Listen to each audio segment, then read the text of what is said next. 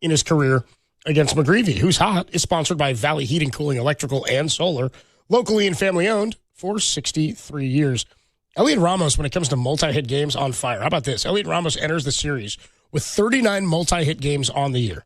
The last Giant who had 40 multi-hit games in a season, and we just need one more from Ramos to do this, was Buster Posey. How about that?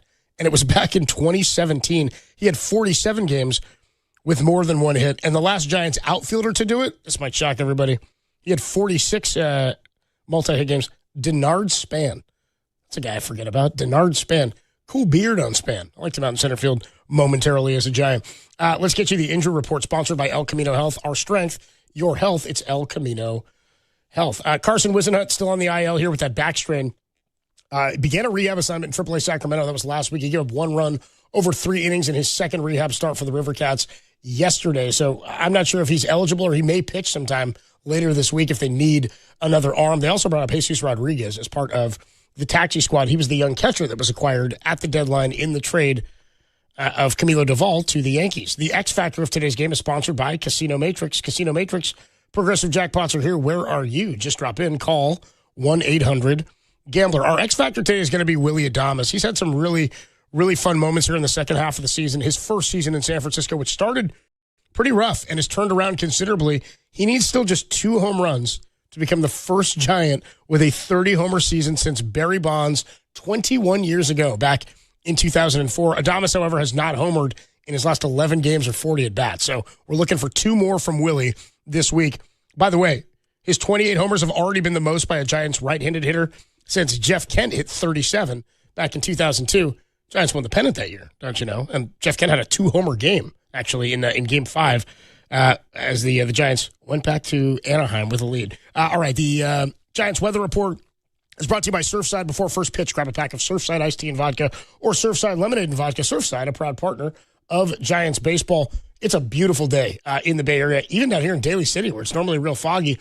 At first pitch for the Giants tonight, you're looking at about 64 degrees, no clouds. They're saying at the ballpark a completely clear evening. Wind is barely blowing out there. They're saying about 3 miles an hour blowing out. Sometimes your calling doesn't shout.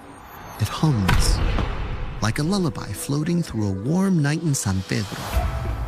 Before he could walk, El Niño had already taken his first step toward greatness. For Fernando Tatis Jr., baseball wasn't just in the house because Papá was a pro pelotero. It hung over his cradle like a promise. Desde la cuna, El Niño ya tenía swing. So without further ado, snap on your time goggles and prepare to zoom 1,000 years into the future. The D-backs are still the D-backs, though now they're represented by a robotic techno-snake, and the Cubs have embraced their future amongst the stars, now being represented by Ursa Major. Minneapolis was the first to establish relations with our extraterrestrial friends. The Rays are the cosmic rays flying through space in their devil ray-shaped spacecraft.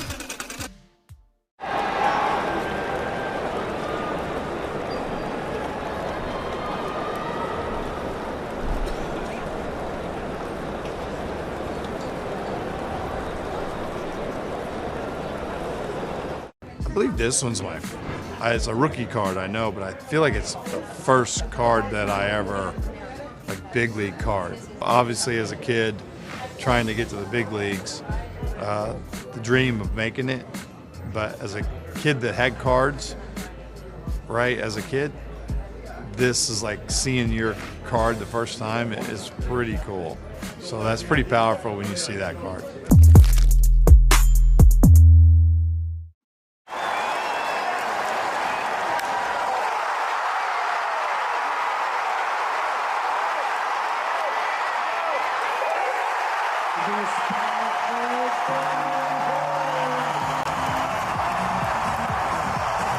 At thesecondopinion.org. That's thesecondopinion.org. Because it's cancer, and everyone deserves a second opinion. Adam Copeland back with your award-winning Diamond Notes.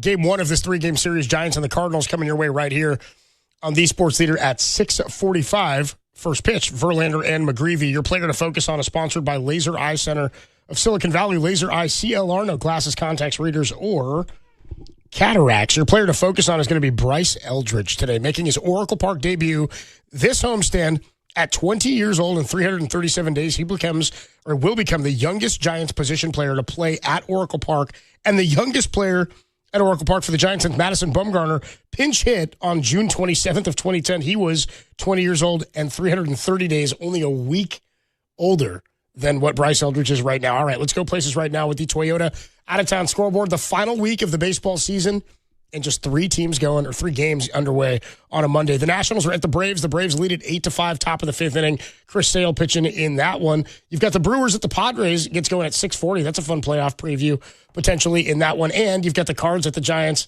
at 6:45. That's it. All the time we have and all the games around the park is next, only here on The Sports Leader.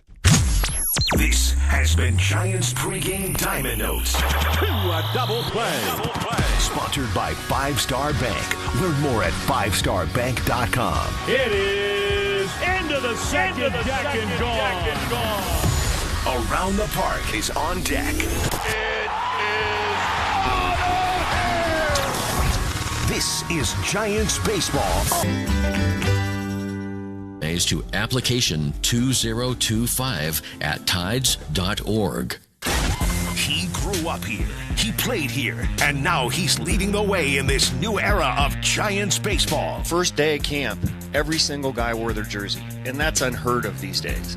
And that came from Logan, Chappie, our leaders here, that on this first day out here, everybody's wearing their Giants jersey. It's time for the Bob Melvin Show, sponsored by the all-new 2026 Passport Trail Sport, arriving daily at your local Honda dealer, and by Amici's East Coast Pizzeria. When you want the best pizza in town, Amici's delivers. It feels like we've been hitting the ground running already, and it's just a little bit more cohesive this year, and it's a really good vibe. These guys are playing for each other, and these guys are all buying in. On the Giants Radio Network.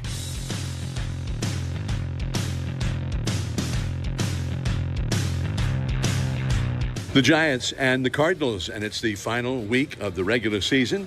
The Giants not eliminated, I don't believe, just yet from contention for that third and final wild card spot, but it's could happen quickly if the team doesn't win every day here for the rest of the year. I'm John Miller with today's Bo Mel with the skipper of the Giants, and I was thinking today, coming home last night, and the team got in a decent hour from L.A., and yet still, I got up today and I thought, man, it'd be nice to have a day off today after a week on the road.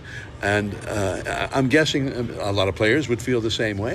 But used to be, back in the old days when they played doubleheaders a lot on Sundays, Mondays were usually a day off. If you were commissioner, would you try to build in more days off for the players?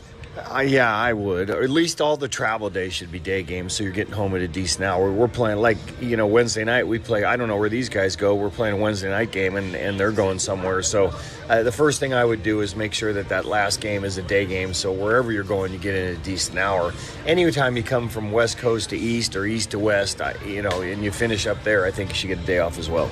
Now, if you ask a player about getting more days off, and I think that was one of the things the commissioner a few years ago made a tour of all the clubhouses, and that was one of the things that the players told him, that some more days off would help their performance and help them be at their best more often. And they did try to add in a few days off, but if you had to play some double headers to add some days off, would that be a good thing?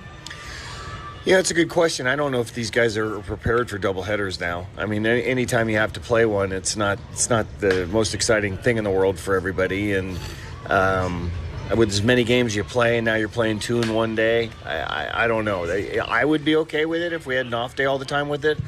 Players might be a different story. All right, so a big win for the Giants yesterday, and I mean, it may not catapult them right into the postseason, but it's been hard times against the Dodgers, and Trevor McDonald just pitched a heck of a game. That was a much-needed win. To go in there and get beat 4 games in a row, it was a miserable experience losing the first 3. But like you said, here comes Trevor McDonald. We're seeing him for the first time. We saw him last year I think on the last game of the season. He pitched, 5 innings to end up that game. the kid's a real competitor. And you look at some of the numbers in AAA, and it's really tough to evaluate pitching numbers in AAA in the Pacific Coast League, with all the runs that are scored.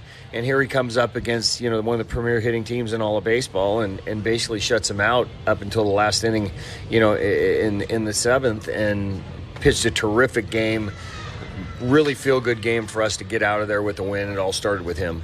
And the inning where the Dodgers did get a run, a pretty nice play to turn into an inning-ending double play. A guy playing his first game in the field as a big leaguer, young Bryce Eldridge. It was a key play. It's you got the infield in, and there's a lot going on, and they bunt a couple guys over, and now you got to be on your toes. And the ball's hit hard. He doesn't know the personnel all that well. First time he's had to use a pitch comm, so I think that was a little help, knowing that it was breaking ball maybe coming his way. Makes the play, and now I got to throw it across the diamond, and he's got a Gold Glover over there that's going to pick it for him. I think that goes a long way in his confidence playing first base. Giants and Cardinals, it's game one of a 3-game series. More Bomel after this. Hey everybody, Brian Murphy here for Amici's East Coast Pizzeria with a reminder that Amici's is now offering new Detroit-style pizzas at all 11 Bay Area locations. These new Detroit pizzas have a thicker crust that is light and airy, but the best part is that the dough is coated with a layer of cheese that caramelizes as the pizzas cook, creating a super crisp, cheesy edge all the way around the crust. Of course, you can add all your favorite toppings, and the new pizzas are available for dine-in, takeout, and delivery, so when you want to give your taste buds a crispy Detroit-style treat, Amici's delivers. I'm John Dugan with Original Joe's. My family's third generation owned and operated Italian-American restaurant. Since 1937, we've been a fixture of our Bay Area community, and we're thrilled to bring our classic comfort food, warm hospitality, and old-school history to our newest location in Walnut Creek. Congratulations on your new location, John. I'm DJ Kurtzy with 5 Star Bank. Like our client Original Joe's, we set the standard for service in the Bay Area, bringing that same pride and commitment to everyone we serve. Together, we believe in San Francisco. Go Giants! Trade for the best. Honda's, the most awarded brand in car and driver 10 best history. Save thousands on a new Honda today with 0% financing. Get more for your trade and save on the best gas, hybrid, and EV vehicles with financing as low as 0 APR on a new Honda like the 2025 Prologue. Visit your local Honda dealer today. See dealer for financing details. Financing on credit approval. Offer ends 9/30/25. In a world full of stars, one outshines them all. Introducing Star Princess, cruising to Alaska in 2026. With award-winning dining, world-class entertainment, and sea-to-sky views, this brand new ship was designed to sparkle. Your next great adventure is written on the Star. Now is the time to book your 2026 cruise. Book now and get up to 40% off cruise fares and up to $200 of instant savings. Visit princess.com or contact your travel advisor to book. Princess Cruises. Terms and restrictions apply. Offer ends on November 11th. Ships registered to Bermuda. Now more Bomel with the Giants manager here before the Giants go up against the Cardinals.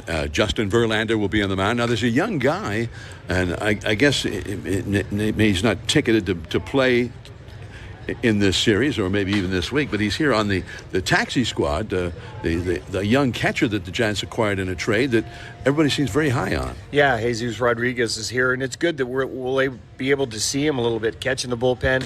He'll get familiar with our team.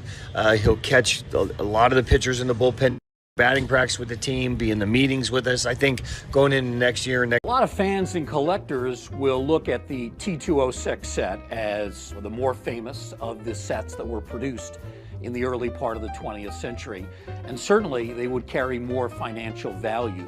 But when you talk to collectors, some will tell you that these T205s are actually more physically attractive. They're maybe the most physically attractive cards produced prior to World War II.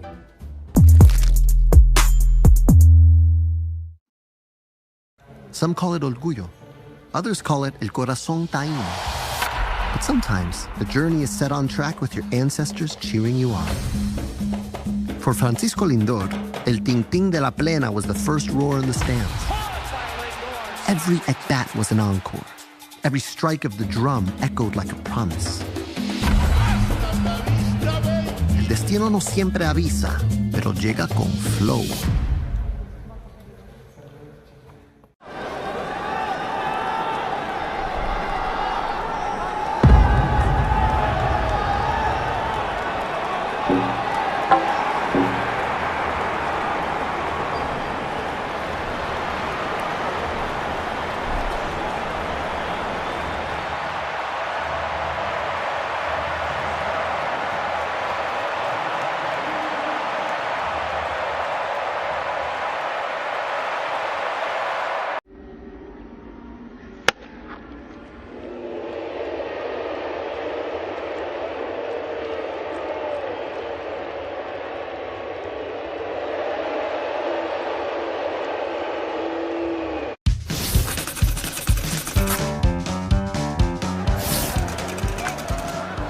but that could be trouble as Petrie.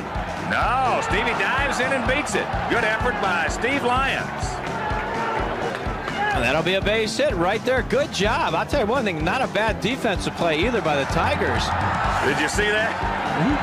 He's going to get the dirt out, and all of a sudden he unbuckled his pants and they fell down.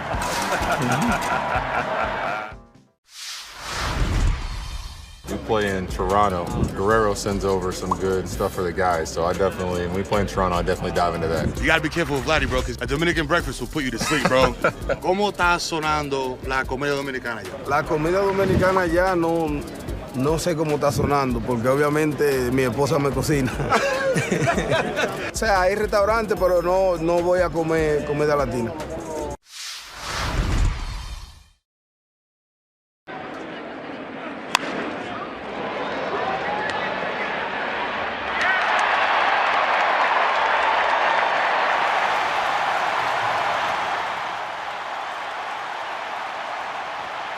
Just as diverse in our attorneys and staff, the Dolan Law Firm consistently achieves outstanding results with over $1 billion in verdicts and settlements. The Dolan Law Firm, the best, most diverse personal injury and employment law firm we hope you'll never need. Contact us at dolanlawfirm.com. When it comes to the security of your business, doubts can creep in about who you're trusting to protect it. Are they a reliable service? How will I know if something happens? Are they keeping everyone safe? At Bay Alarm, we got you. For nearly 80 years, we've been putting our customers' minds at ease with our advanced technology and personalized support. Feeling insecure about your current security service? Visit bayalarm.com today to talk to a local security expert.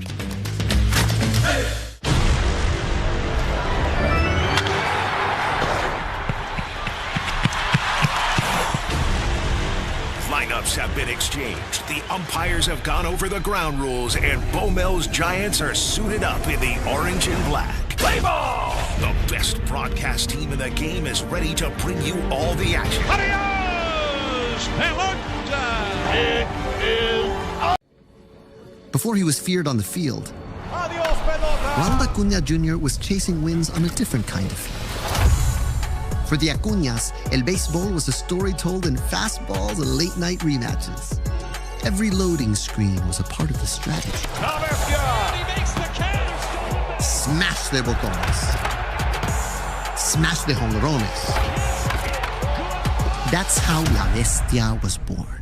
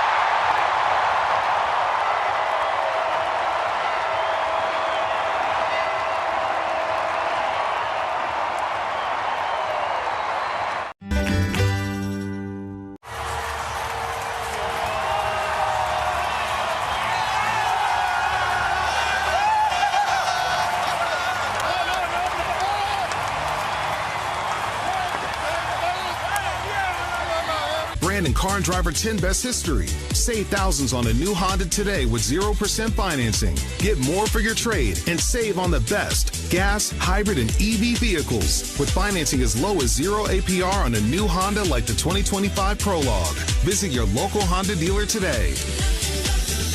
See dealer for financing details. Financing on credit approval. Offer ends 9/30/25. When you own your own business, you need to keep things moving. Need to book a last-minute flight? Earn a $300 travel credit to cover that. Need to take a meeting before takeoff? Do it from the comfort of the Chase Sapphire Lounge by the club. Need to catch your breath before you board? Done. With $2,500 in annual value, the new Chase Sapphire Reserve for Business is the card that gives back all you put in. Visit chase.com/reserve business to learn more. Cards issued by JPMorgan Chase Bank, NA member FDIC, subject to credit approval. Terms apply. At Speedy Oil Change and Auto Service, we can fix that because we're your full-service auto facility, fluent in service and speed. Now win free gas for a year. Simply visit SpeedyOil.com/free gas to enter. This is Giants Baseball on KNBR 104.5 and 680. Dave Fleming back here in San Francisco. Giants and the Cardinals. Just a few moments ago, our national anthem, proudly sponsored by River Islands. Come home to River Islands in Lathrop and discover the San Joaquin River lifestyle with its lakes, parks, and schools. Start your tour today at riverislands.com. Here to perform the Star-Spangled Banner, please welcome the combined high school choirs from the Mount Diablo Unified School District. Oh, say, can you see?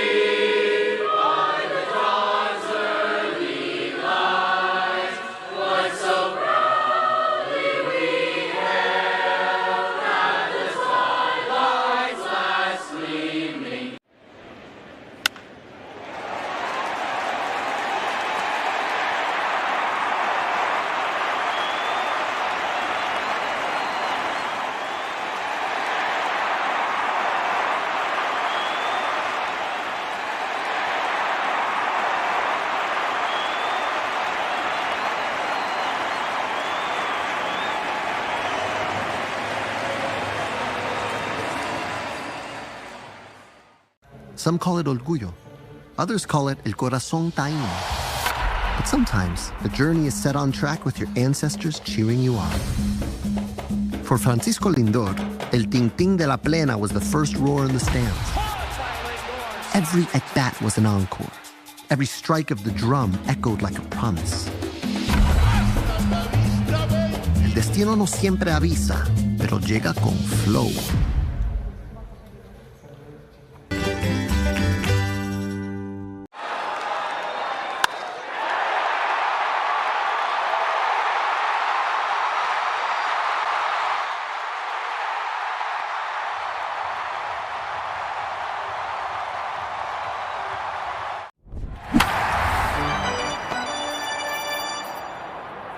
All right, let's get to the starting lineups for this one, sponsored by the Dolan Law Firm. They live here, they work here, they win here. DolanLawFirm.com. And we'll start with the Cardinals. Cardinals are 76-80. They kind of like the Giants hung around the playoff race, but here at the very end have just come up short. Cardinals are the fourth-place team in the National League Central. Lars Nootbaar is their fielder and leadoff hitter. Ivan Herrera, the designated hitter, batting second. Alec Burleson is at first base. He'll hit third. Nolan Arenado, he was hurt when the Giants were in St. Louis just a couple weeks ago. He's back in there, third baseman hitting cleanup. Thomas Sagasi is the shortstop batting fifth.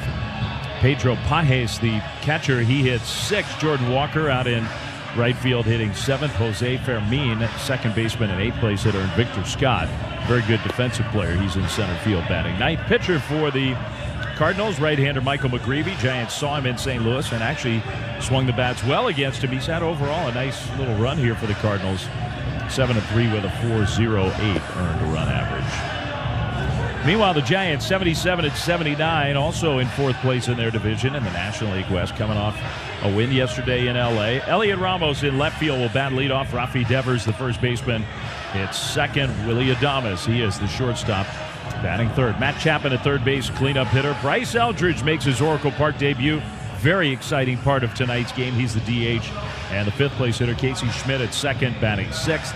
Patrick Bailey doing the catching, hitting seventh. Gerard Encarnacion out in right field, he'll bat eighth.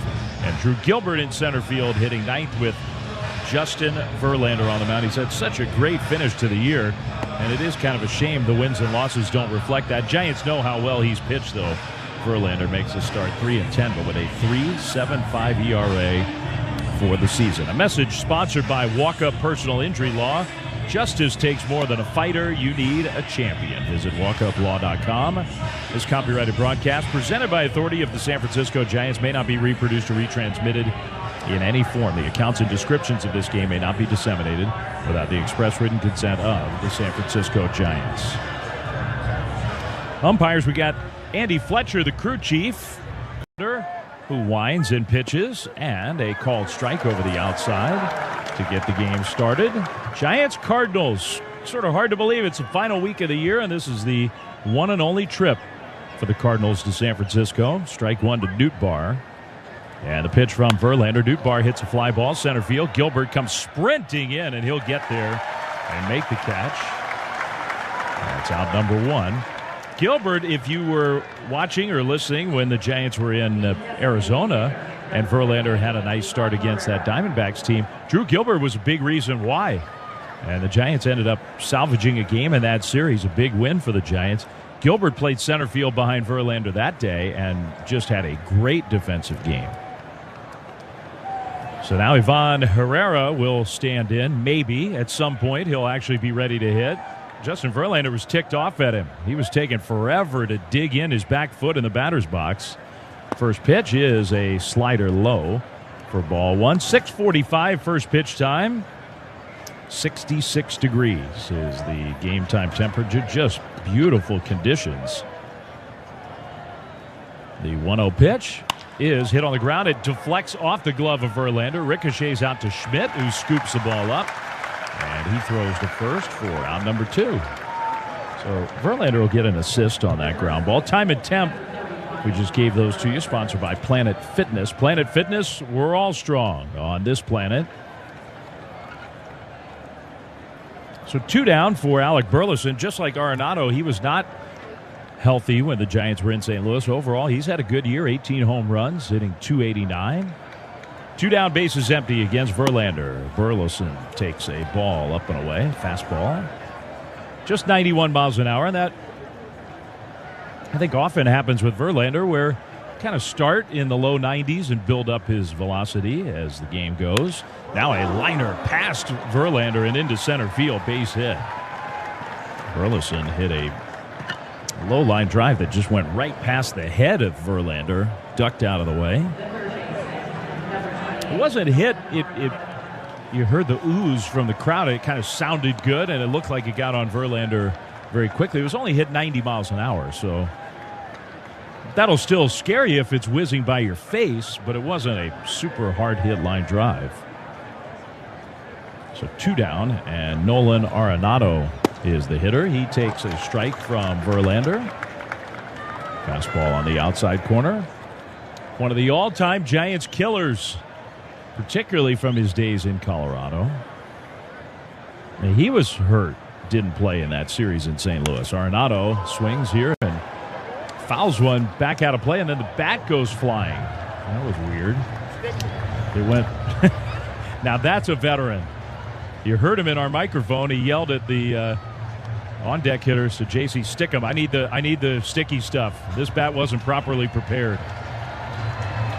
Arenado, this is only the 103rd game this year that he's played in. He's been kind of banged up for a while. He's missed a third of the season, or even more than that so far. Unusual for him. He's typically an Ironman. 0-2, did he go? Yes, he did. He held onto the bat because he had that stickum, but he took a swing, and that's strike three. So Justin Verlander gets his first strikeout. Maybe a couple future Hall of Fame. Sometimes your calling doesn't shout. It hums like a lullaby floating through a warm night in San Pedro. Before he could walk, El Niño had already taken his first step toward greatness. For Fernando Tatis Jr., baseball wasn't just in the house because Papa was a pro pelotero. It hung over his cradle like a promise. Desde la cuna, El Niño ya tenía swing.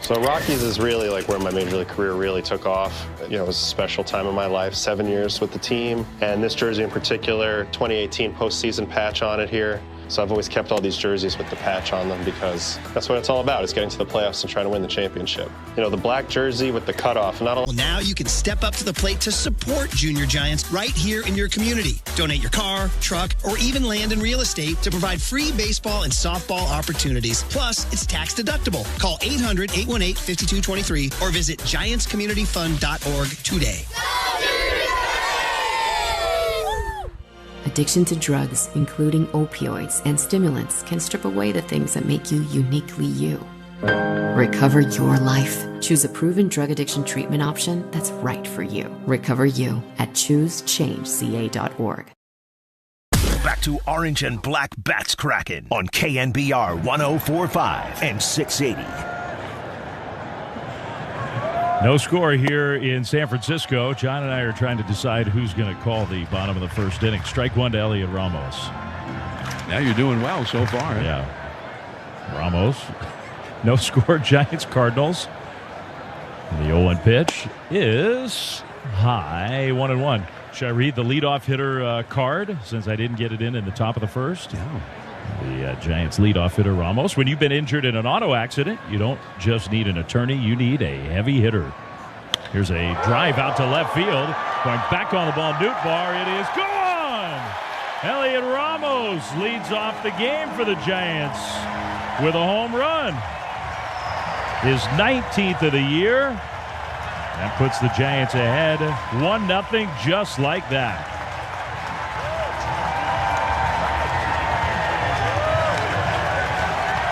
Ramos has done that a few times.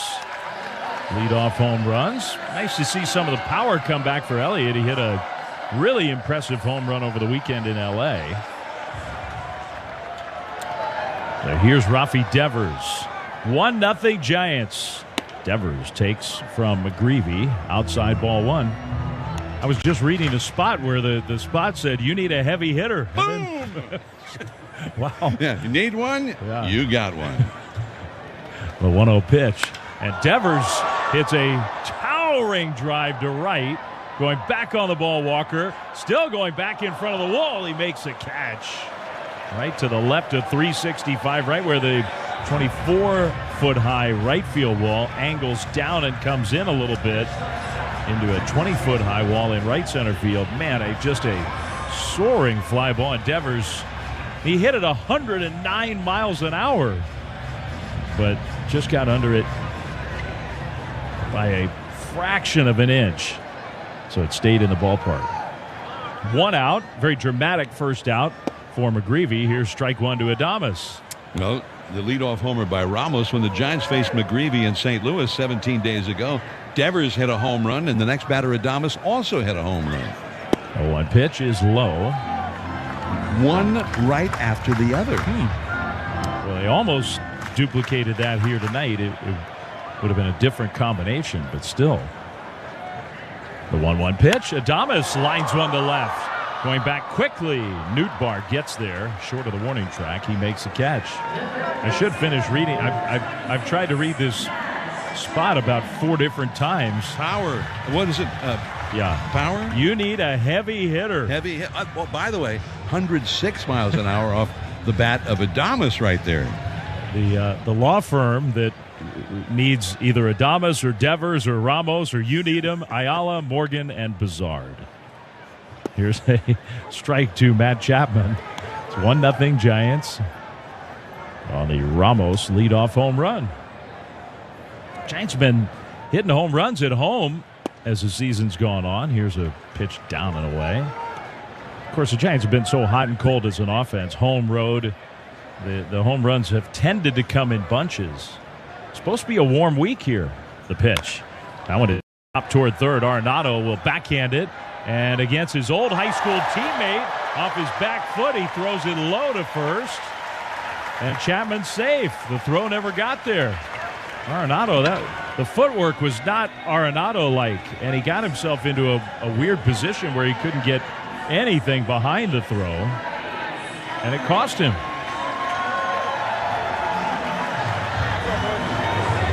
So now, based on that, I'm assuming they'll charge Arenado with an error. Bryce Eldridge takes his first at-bat at Oracle Park. the first of likely many. This one is off the outside. First pitch fastball taken for ball one. Eldridge, who has had almost nothing to show for some excellent at-bats since being called up on this last road trip. A throw to first. Chapman dives back safely. I mean, Eldridge has hit the ball hard over and over and over. And he has one hit to show for it all. The 1-0. He swings and misses here. That was a changeup, and he was out in front. He's also been striking out a fair bit, and that's going to happen with Eldridge. That's just going to be a part of the whole package. But almost all the swings and misses on pitches like that last one. The 1-1. That fastball is called a ball, just a little bit high. 2-1. Pages catching for McGreevy with Arenado, Sajaci, Fermin, and Burleson around the infield. Nootbaar, Scott, and Walker left to right in the outfield for the Cardinals. 1-0 Giants. Eldridge tops this one foul. That was a curveball. And now it's 2-2. Well, it's a cool part about this last homestand. I think Giants fans are just going to get a total kick out of seeing Eldridge, who's probably going to play, if not every day, almost every day this week. He'll get a chance to play some first base as well. 2-2, the pitch. Eldridge grounds one softly towards second. Fermin fields and throws to first for the out. And that ends the inning. Giants get the leadoff home run from Elliot Ramos, his 19th homer of the season, and they take a 1-0 lead through one on the KNBR Northern California Honda Dealers Radio Network. Looking for parking for... Sometimes your calling doesn't shout. It hums. Like a lullaby floating through a warm night in San Pedro. Before he could walk, El Niño had already taken his first step toward greatness. For Fernando Tatis Jr., baseball wasn't just in the house because Papa was a pro pelotero. It hung over his cradle like a promise. Desde la cuna, El Niño ya tenía swing.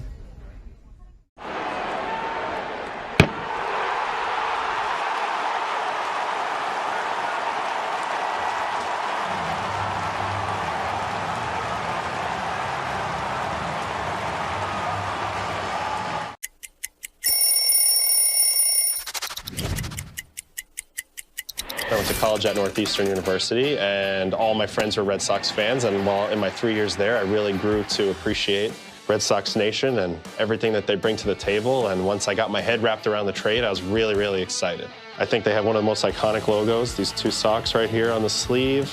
I love keeping it simple, really fond of the font, and I think it's a really cool look. You know, we like to stay on topic here, but Squirrel! Squirrel! What? Where? Squirrel. Where? Oh, no. How about that? That went right up into the batter's eye, into the camera position. How about that? Whoa, that one will fall into the White Sox dugout. Well, it looks like he's still aggravated about being traded away. She's so excited she just threw it back. That was off the ledge, too. We can't get that down. How do you get out, though? That's the problem. There's no exit. Dave on KNBR 104.5 and 680. Second inning, 1-0 Giants. Here's John Miller. Hard ground ball, third base side. It kicks off the heel of the glove of Chapman, who went over behind the bag, tried to backhand it. It ricochets down the left field line into foul ground and kind of nestles in at the base of the sidewall down there. Chapman racing Ray down the line and finally recovers it as Sajaci, who hit the ball, is at second base. Chapman going hard to his right. And he bent down. It wasn't that he didn't get down on the ball, but the ball kind of came up and hit off the heel of the glove. And they're going to charge him with an error. That is a tough error because it's not a sure thing that he's going to throw out somebody from that deep and along the line with that long throw. It's almost like being how good he is, he gets penalized for that. Now here is a ball outside to Pedro Pages. Well, I agree with you. Even as good as he is, maybe 50-50 that he gets him out if he fields it cleanly. Now the pitch, and that's a curveball from Verlander in there for a strike. Pedro Pages. Giants just were battling against Andy Pages the last 4 days in L.A. Now Pedro Pages, the Cardinal catcher, right-handed hitter. Pedro, 233 average, 11 home runs, and a 276 on base average. 1-0 Giants. Runner at second. There's a little tapper up the first base side. Over to get it with the bare hand pickup is Verlander, and he lobs it to first, leaping to get it. Devers comes down on the bag, apparently in time. The out call is made, and it was the catcher running. Verlander barehanded that ball and then just turned and kind of lobbed it over there and overthrew it. And he did get the foot on the bag just in the nick of time and was fortunate that he didn't get stepped on. I think the toe of his left foot got kicked by the toe of Pages' left foot as he was going by. So now runner at third. The Giants bring the infield in for Walker. Jordan Walker, big, strong, right-handed hitter, and he takes ball one. Maybe Verlander thought Eldridge was playing there tonight. That would have been like chest high to Bryce. That throw. and let's face it, Devers is a pretty big target himself. Here's a swinging strike. A curveball breaking sharply down and away, and the count is 1-1. Walker, 6 feet 6 inches tall, 23 years old, an enormous talent. Giants infield in all the way around. The pitch inside, way inside with a fastball. 2-1. Another right-handed hitter, Fermin, is on deck. Walker was in the middle of a long slump when the Giants got to St. Louis, and he snapped out of it with a game-ending double on a Saturday night. And here's a swinging foul tip into the glove of Patrick Bailey, strike two. And he hit a 2-run double in the ninth inning back on the 6th. And that snapped an 0-for-25 stretch. 2-2 the count. Here it comes. A little broken bat roller to short. In to field it is Adames. He throws home. Now they've got him in a rundown. The throw goes to third. The tag by Chapman in time. The throw goes to second. The tag there by Adames is in time. Now they are telling the Giants to hang on. I think the Cardinals are wondering if maybe that ball hit off the leg of the hitter.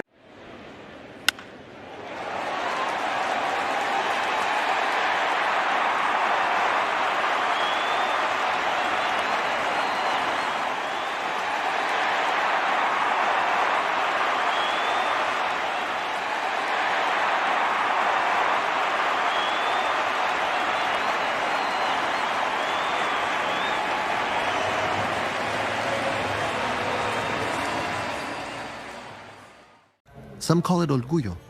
Others call it el corazón taíno. But sometimes the journey is set on track with your ancestors cheering you on. For Francisco Lindor, el ting-ting de la plena was the first roar in the stands. Every at-bat was an encore. Every strike of the drum echoed like a promise. El destino no siempre avisa, pero llega con flow.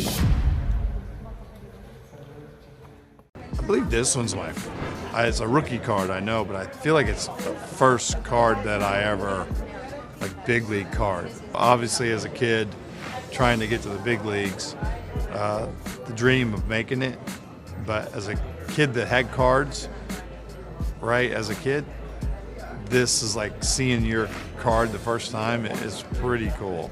So that's pretty powerful when you see that card.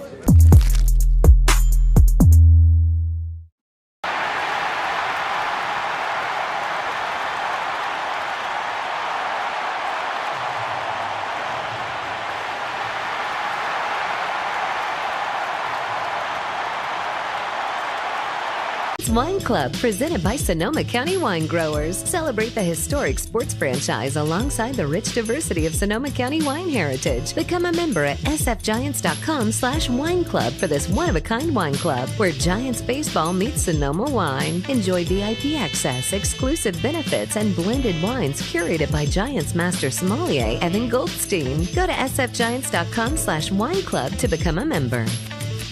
Big savings are happening now at Stevens Creek Volkswagen. Discover a huge selection of award-winning models, from the all-electric ID Buzz to the Taos, Atlas, Jetta, and more. Don't wait. Shop and save today at Stevens Creek Volkswagen. Now back to the Orange and Black on KNBR 104.5 and 680. Casey Schmidt, after taking ball one, takes a called strike on the outside from McGreevy. 1 ball, 1 strike. Giants ahead 1-0. A long argument after the inning was over with Ollie Marmol and the plate umpire, Andy Fletcher. And we wondered between innings, because we didn't see Fletcher give him the heave-ho, but we wondered if maybe he did get kicked out. But apparently he did not. He's still in the dugout. Here's a swing, ground ball to third. Right to Arenado. Here's the throw to first. 1 away. Let's pause here for station identification on the KNBR Northern California Honda Dealers Radio Network. This is the flagship of Giants baseball. Double play! KNBR and KNBR FS San Francisco, the sports leader. Now Patrick Bailey will come up. And Dave, we did see some replays between innings, but it seemed like Ollie Marmol was arguing that it should have been a foul ball, and it was a pretty heated argument, but apparently he did not get kicked out. Here's a ball in the dirt. 1 ball, 1 strike. McGreevy facing Bailey. That's probably the most I've seen in a long time. An umpire let a manager just scream at him right in his face and not kick him out. And I would like to see it again. I'm trying to pull it up on our sort of video feed to see if we can see whether it actually hit Jordan Walker's leg. Now there's a changeup, top foul up the first base side, and it's 1 ball and 2 strikes to Bailey. Because that has to be what they were talking about, and it would explain why the Cardinals had about as bad a base running moment as you could ever have. So JC must have thought, well, that's a foul ball. Why would I run? So JC was at third with 1 out when the ball was hit. Here's a swing, line drive down the left field line. Foul. 1-2 to Bailey. I mean, watching the replay, I only watched it 1 time, but it looks like he hit it off his foot. I mean, the way the ball came away from home plate out toward shortstop, I immediately thought it was a foul ball off his foot or leg or whatever. There's a swing, ground ball sharply hit to first. That's gloved by Burleson. He runs it and gets the unassisted put out at first base. So 2 men are down. By the way, this is the Taco Bell 2nd inning. I don't know if you knew that, Dave, but download the Taco Bell app to unlock rewards and exclusive access. Okay, you can thank me later. Yeah, will do. 2 down, and here is Encarnacion. All right, this is going to be riveting radio. In between the next 2 pitches, after this pitch, I'm going to show you the replay and see what you think. Okay. Here's the 1-0 pitch. And a sinker low for a ball. Roll it. Looked like it came right down off his left foot. I think it hit right off the top of his foot. Now the 2-0 pitch. Swing and ground ball to third, but foul. 2-1 now to Encarnacion. 2 down, nobody on. The Giants ahead 1-0 here in the second. So it was weird because after the play was finished, the double play, the third base umpire held up his hand. There's a hard ground ball right to Arenado at third. The throw across. In time for the out. 3 up and 3 down. And I thought he was giving the sign that, well, hold on, don't leave the field yet. We're waiting to see if the Cardinals want to. Sometimes your calling doesn't shout. It hums. Like a lullaby floating through a warm night in San Pedro. Before he could walk, El Niño had already taken his first step toward greatness. For Fernando Tatis Jr., baseball wasn't just in the house because Papa was a pro pelotero. It hung over his cradle like a promise.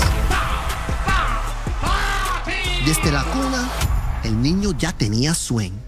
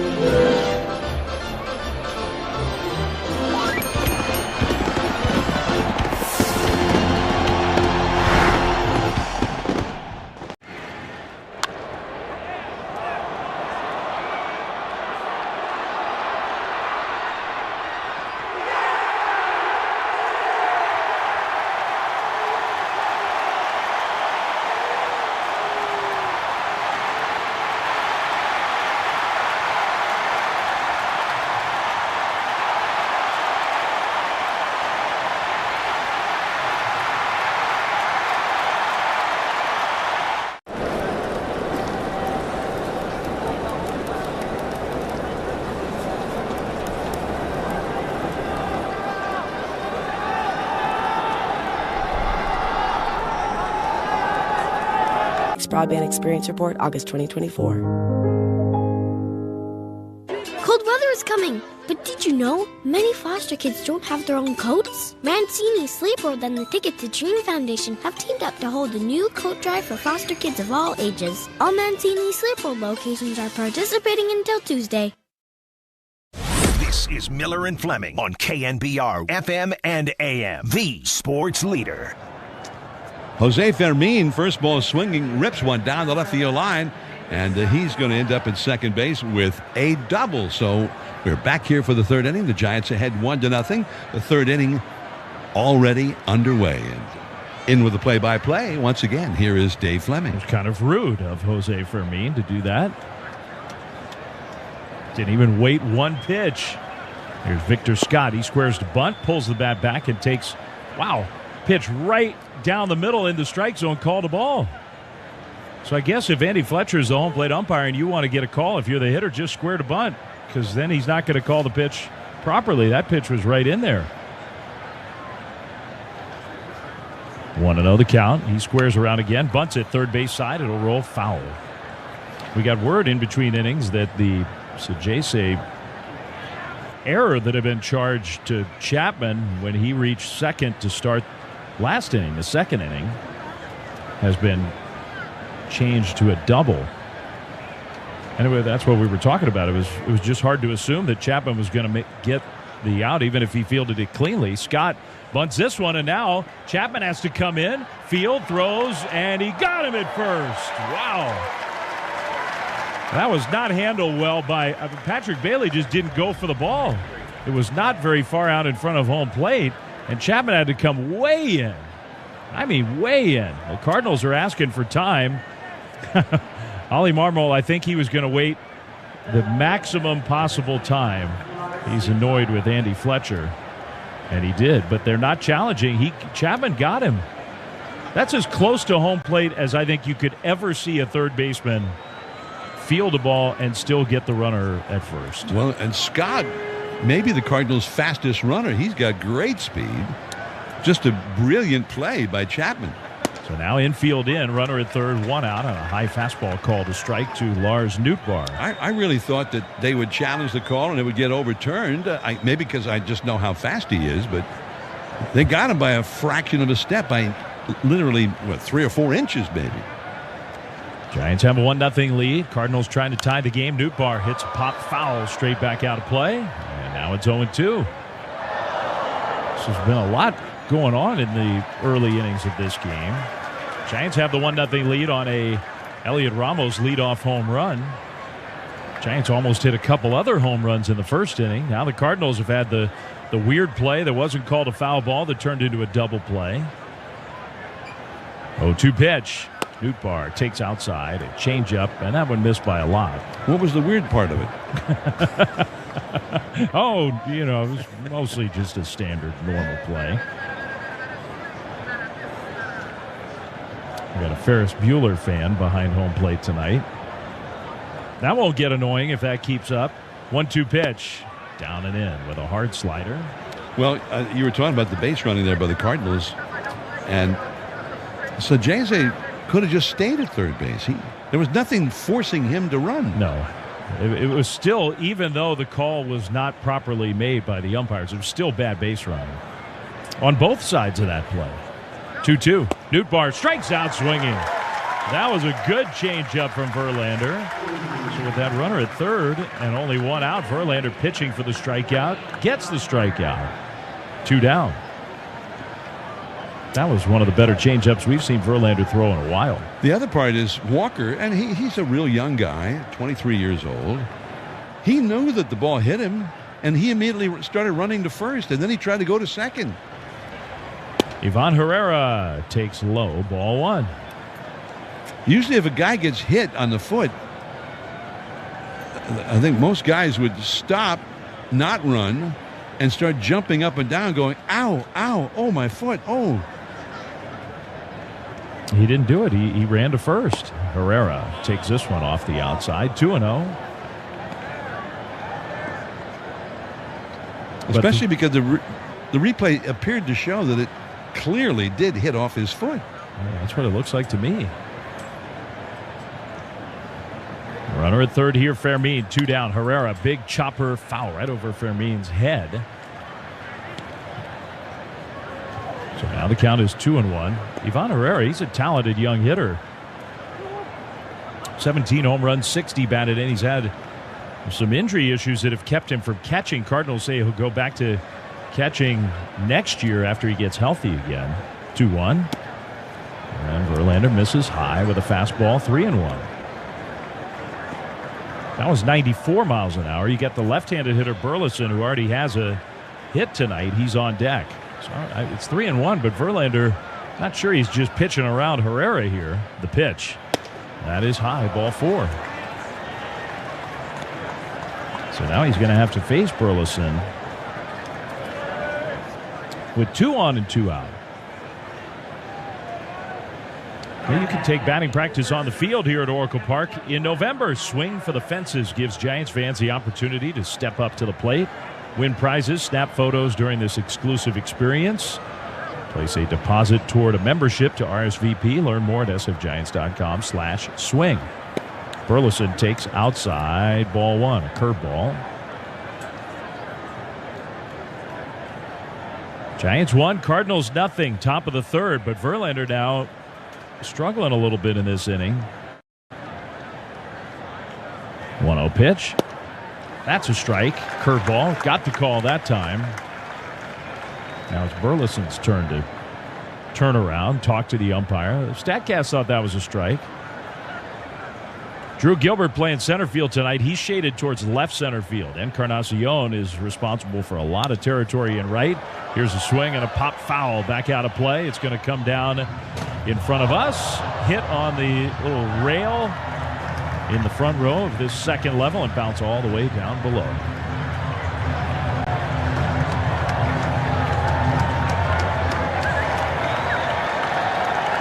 Now it's 1-2. Verlander with Giants fans trying to help him along here. 1-2 pitch. High. Maybe an overthrow. That one missed badly up. 2-2. He's been efficient until this inning. This has been his toughest inning so far, but still only 36 pitches. 2-2 on the way. Burleson hits another pop foul, and again, this one will be back over the backstop and into the seats. So he's having a good battle here with Verlander.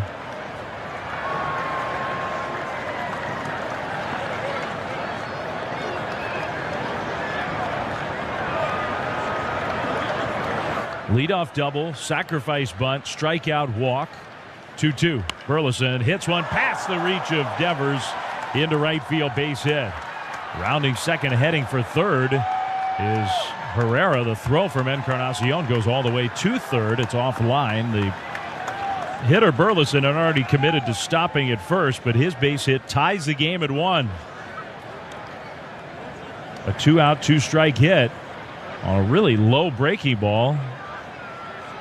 Burleson, he is a good low ball hitter. Went down to get that one and pulled it into right field.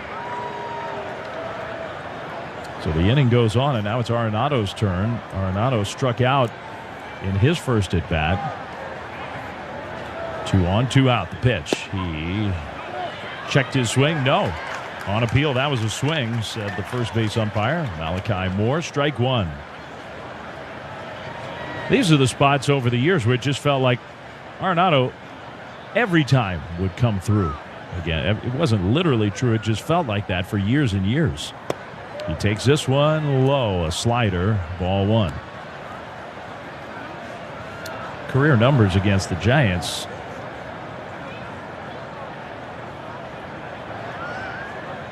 For Arenado are just off the charts good. 1-1 pitch. That one called a ball, even though it was in the strike zone, and then the check swing. The Giants asked for the appeal, and Malachi Moore said no swing. I think Patrick Bailey also thought it might have hit the bat of Arenado. 2-1. Pulled on the ground, foul. Curveball, 2-2. All time against the Giants, Arenado has played 153 games, almost a full season against the Giants. 33 homers, 44 doubles, 113 batted in. 2-2 is I was going to say check swing, more like kind of a half swing foul to the backstop. Still 2-2. Career average against the Giants, 287. Only felt like 387. Cardinals have tied it at 1. Arenado hits a fly ball to left. Ramos coming in, and he'll get there to make the catch. Out number 3. After all of that, a double, a sac bunt, a walk, a hit. The Cardinals get just the 1. Some call it orgullo. Others call it el corazón taíno.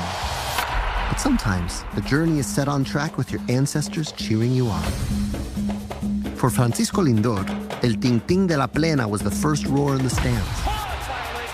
Every at-bat was an encore. Every strike of the drum echoed like a promise. El destino no siempre avisa, pero llega con flow.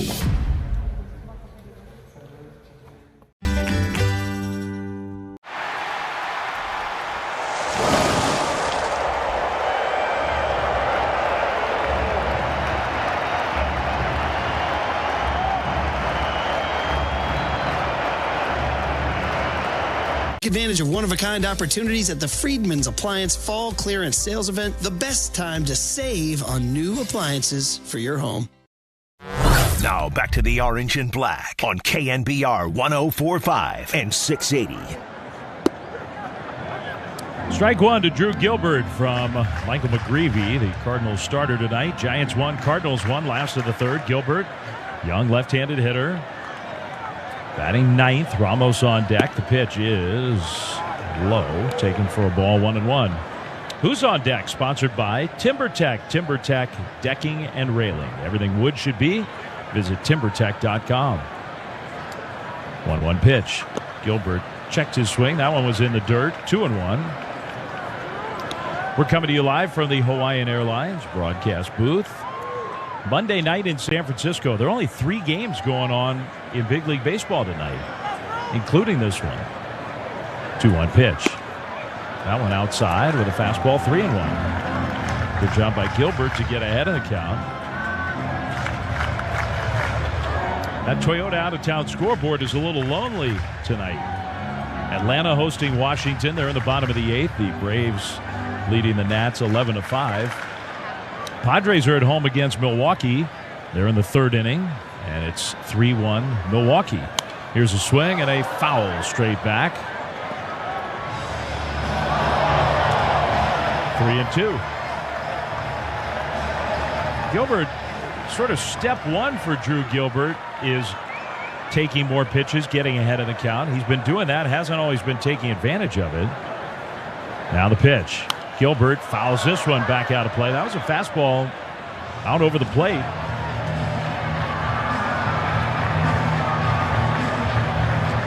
Full count, 3-2. This will be the 7th pitch of this at bat, leading off in the last of the 3rd. 3-2. Gilbert rolls one on the ground right side. Fermin to his left, has it, and throws to first just in time. Burleson was late getting back to the bag after he initially went for the ball. Then McGreevy was coming over. They almost collided. After all that, though, they get the out. And Gilbert, I'm sure, is going to be a little unhappy. Gilbert, so another example of what we were just talking about. Good approach, good at bat. Get into scoring, get into a good hitter's count, and then just unable to hit the ball hard. Here's Ramos. He takes strike 1, a fastball right down the middle. Ramos sure hit the ball hard. His first at bat, leadoff home run.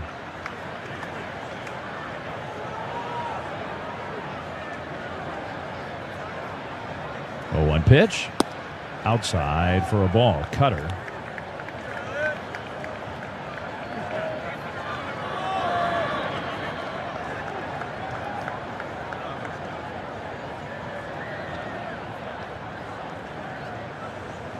The 1-1 pitch.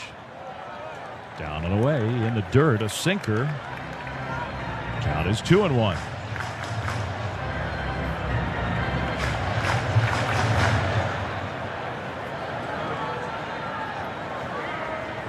Devers on deck.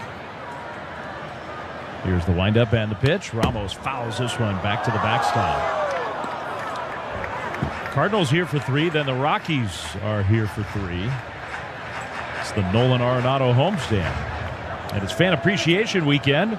Friday, Saturday, Sunday. First 40,000 fans on Saturday get a Devers t-shirt presented by Camus Vineyards. sfgiants.com/promotions. 2-2. Ramos strikes out swinging. Curveball. And that time Ramos could not hold up. That's McGreevy's first strikeout. 2 down, bases empty, and here comes Devers.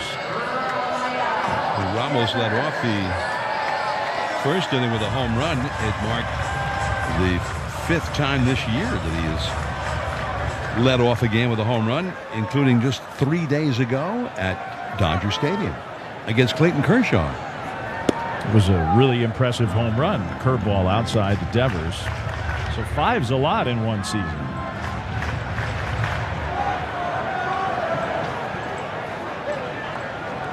Two down here for Devers. Tie game 1-1. The pitch. Devers swings and misses. Well, he helped him out there. That was a 1-0 changeup off the outside. Ramos, it was kind of cool to listen to him talk after the game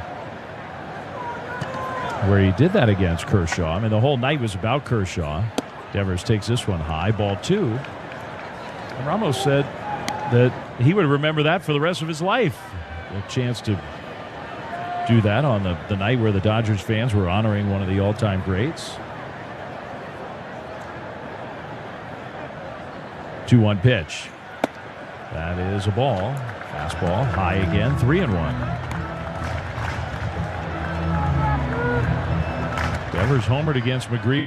St. Louis very nearly homered his first time up tonight. In fact, StatCast said the ball he hit would have been a home run in 17 parks. He swings and misses. Changeup again. 3-2. So he's not reading that changeup. He's chased 2 of them.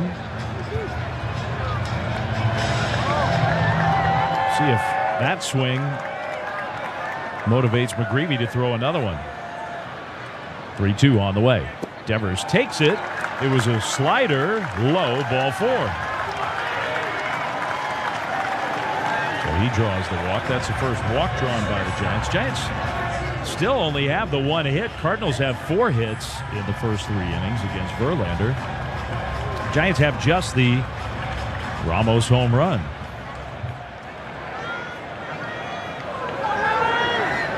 So here's Adames.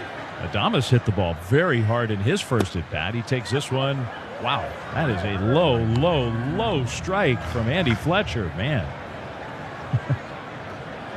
If that's a strike, the hitters just don't have a chance. 0-1. I think it was an anomaly. Now McGreevy steps off. I was just going to say that. Were you? No. You and I are so in sync. Now a called strike over the outside. It's 0-2. No, I was thinking about being at low tide and the tide pools at Fitzgerald Marine Reserve down in Moss Beach on the coast side. Yeah. But I wasn't thinking anomaly. I was thinking anemone. You see a lot of them down there. 0-2. Here's a pitch in the dirt. Curveball. 1-2. You spent a lot of time in those tide pools. I really, especially during the pandemic, sort of lived in them. We were supposed to stay away from everybody, right? So that's where we lived down there, so that's where we went. We were already there. No rules about staying away from the anemones. 1-2. In the dirt again with a curveball. 2-2. So a 2-out walk. Devers over at first base. The Giants and Cardinals tied at 1. And Willie Adames, after falling behind immediately, has worked the count even at 2-2. Here's the pitch. Adames swings and tops it foul. Sinker. Stays 2 balls and 2 strikes.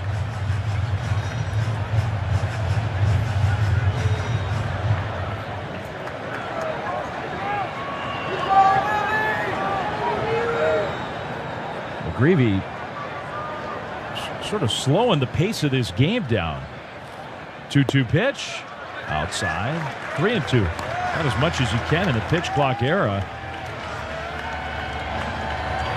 Well, the slower he goes, the more trouble he's having throwing strikes. Full count, 3-2. Devers takes off. Adames hits a comebacker.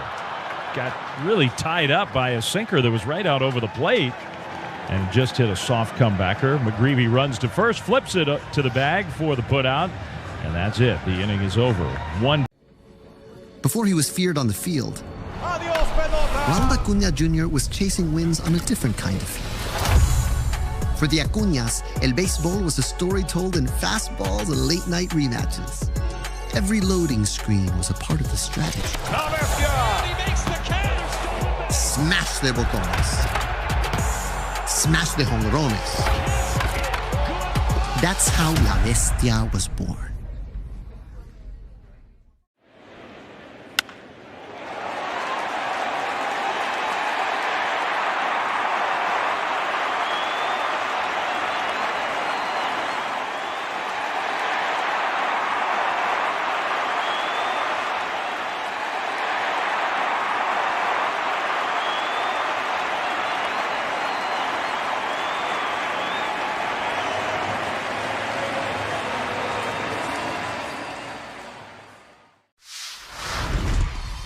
Talk to me. Talk to me. This is called a Crawford dog. Hamburger bun. Yes. 2 split top Angus beef hot dogs griddled on the skillet, on the plancha. Amazing. And then we do a bacon onion jam with Crawford Bach beer. Pick it up like a burger. Pick it up like a burger and you just go in, man. Let's go to town. Dude. Oh, best hot dog I've ever had. Best hot dog I've ever had. I love this, man. This is how I grew up eating hot dogs.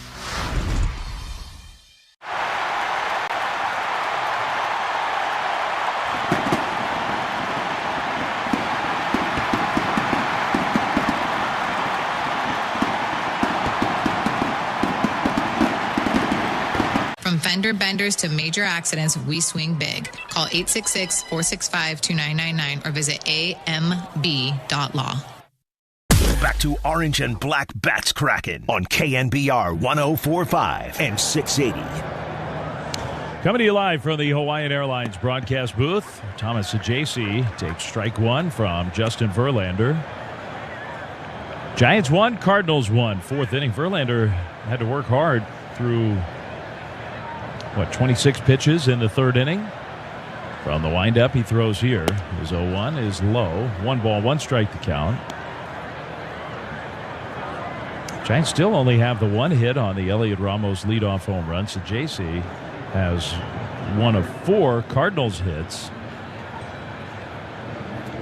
Verlander throws and a strike over the outside. 1-2. The leaderboard update is sponsored by Bank of America, proud sponsor of the Junior Giants, helping inspire tomorrow's leaders on and off the field. Ramos' 5 leadoff home runs, easily the most for any Giant this year. That's a big total for a single season. Here's a fly ball out towards right center. Encarnacion over to his right. Underneath it, reaches up and makes the catch. 1 out. Catcher Pajes will come up now. It's his 5th career leadoff home run, but all 5 have come this season. Lamont Wade Jr. had 5 just in 2023. So it hasn't been that long that the Giants have had a leadoff hitter hit 5 leadoff home runs in a year. Here's a swing. Got a miss by Pajes on a slider. But there's only been 1 other right-handed hitter in Giants history to have 5 or more leadoff home runs in a single season. If you're a longtime Giants fan, you probably know who that is. Here's a strike. The great Bobby Bonds, Barry's dad, who was a great player in his own right. 3 different times he had 5 or more, including 1973. Bobby Bonds had 11 leadoff home runs that year. That's a lot. That was just a great all the way around year, and he looked like a cinch to become the first 40-40 player in history. Now a swing and a foul to the backstop. He had 39 home runs and had, 43 steals. The problem was that the harder he tried to hit that 40th home run, the more elusive it was. It finally ran out of games. He never got that 40th home run that year. 0-2. Here's the pitch. Pages. Did he go? No. Giants sure thought so. Patrick Bailey was getting ready to whip the ball around the infield.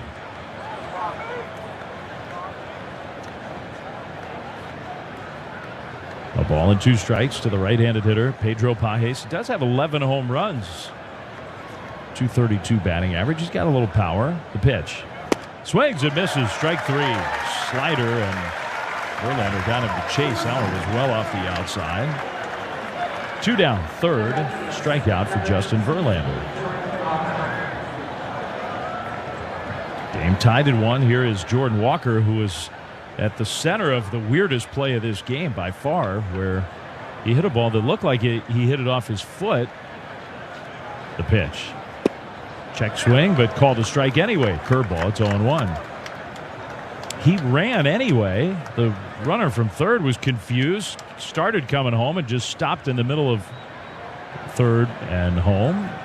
Giants fielded the ball, got him in a rundown, tagged out Sajasi. Here's a ball low.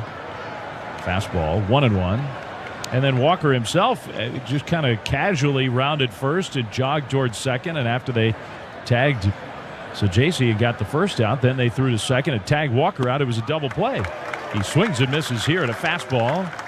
1-2. There's a fastball right down the middle from Verlander.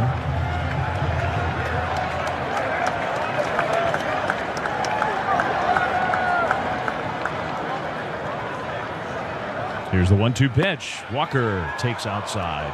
Slider. That was pretty close. Good pitch. 2-2. This next one will be the 58th of the game. For Verlander's pitching well again tonight. It's been a theme late in the year. He's been the Giants' best starter for the last many weeks. 2-2 outside. Full count, 3-2.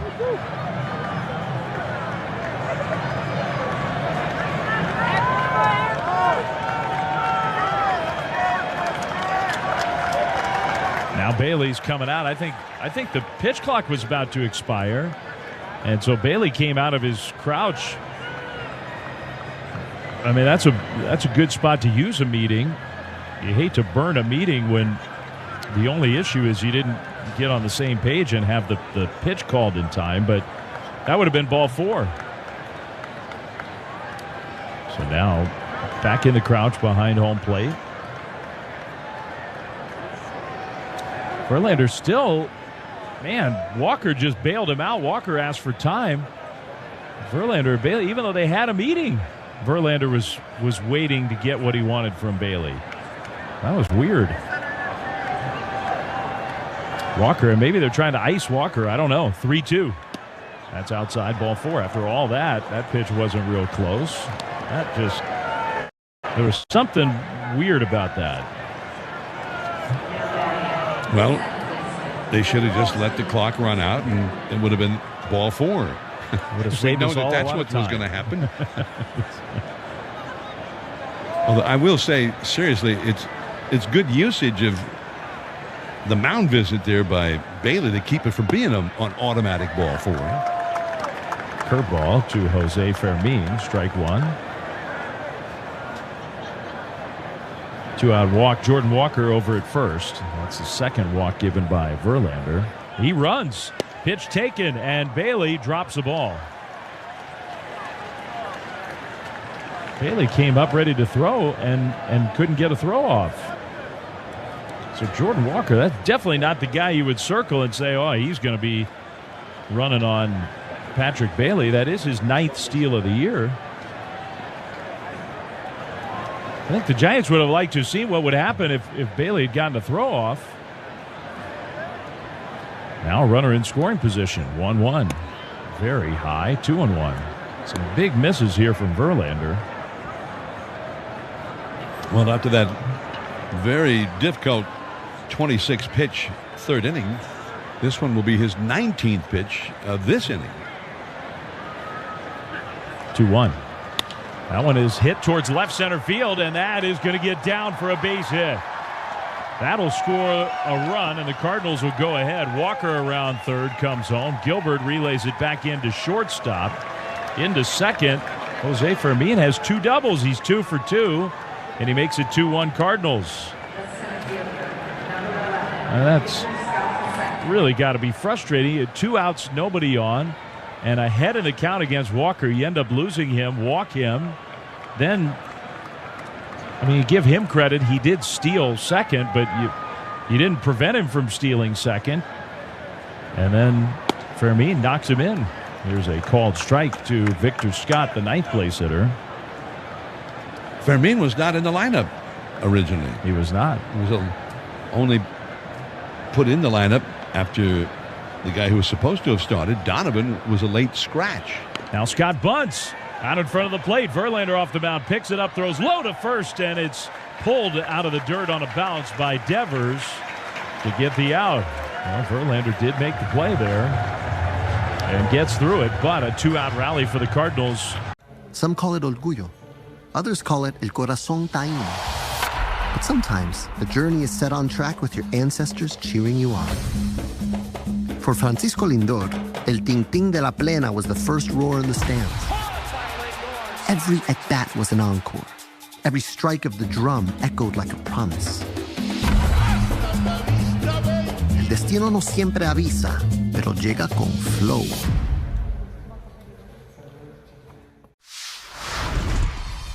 Do you see yourself maybe one day after baseball, like maybe food critic, food writer? I would love to do that. That's the plan.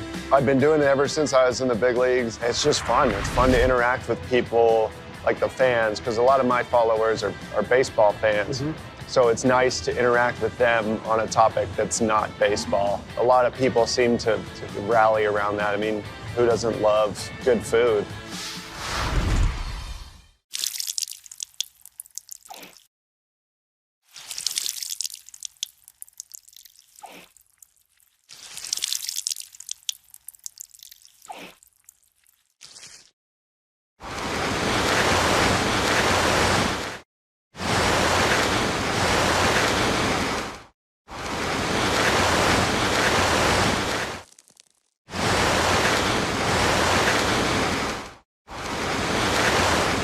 Confidence and come see Ford in a new light with the Ford Bronco and Bronco Sport.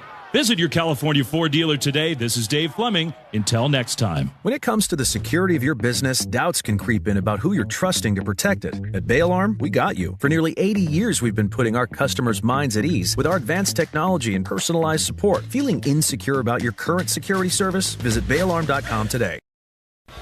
Now back to John and Dave on KNBR 104.5 and 680. Matt Chapman for the Giants leads off in the bottom of the 4th. The Giants are now behind 2-1. Michael McGreevy winds, throws. Chapman up the middle, base hit. First pitch swinging, but a low liner right past the pitcher and then past the dive of the second baseman Fermin, who was shaded up the middle, but he really didn't come close. Chapman hit it 112 miles an hour and gets a leadoff single. Second Giants hit, and it gives Bryce Eldridge a chance to hit with a runner on. So Eldridge stands in. Bryce grounded out to second, his first career at bat here at Oracle. Now his second. Pivot, throw to first, Chapman back standing. Cardinals want to pay attention to Chapman. He will run. Chapman's a good base stealer. Hasn't done a ton of it this year. He has 9 steals. The pitch. Off the outside with a curveball. Ball 1. Eldridge put the ball in play his first time up, but it was the softest contact he's made in his very young big league career. This is his 6th game. Fastball off the outside. 2-0. He's had 15 at-bats, now 16, and he only has the 1 hit. It was a 3-run double, but he's hit the ball hard almost every time he's made contact. Giants have been focusing on that. 2-0.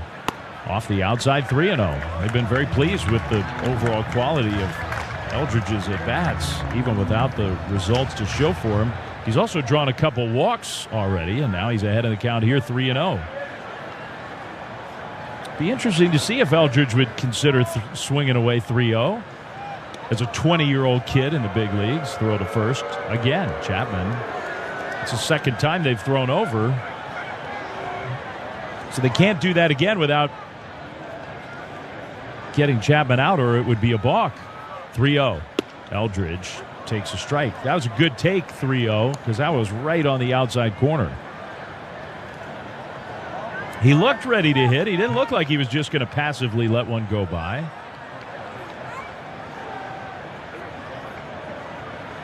3-1.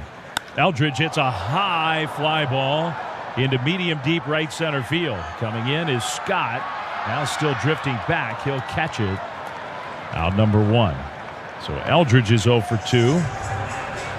We had a vicious swing in a 3-1 count.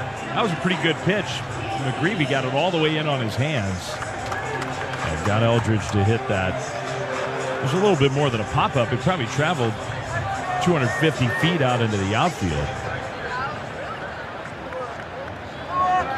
But I think even there, even with a sort of a lazy fly ball, pretty good at bat. Schmidt swings, and he chased one low and hit it foul for strike 1.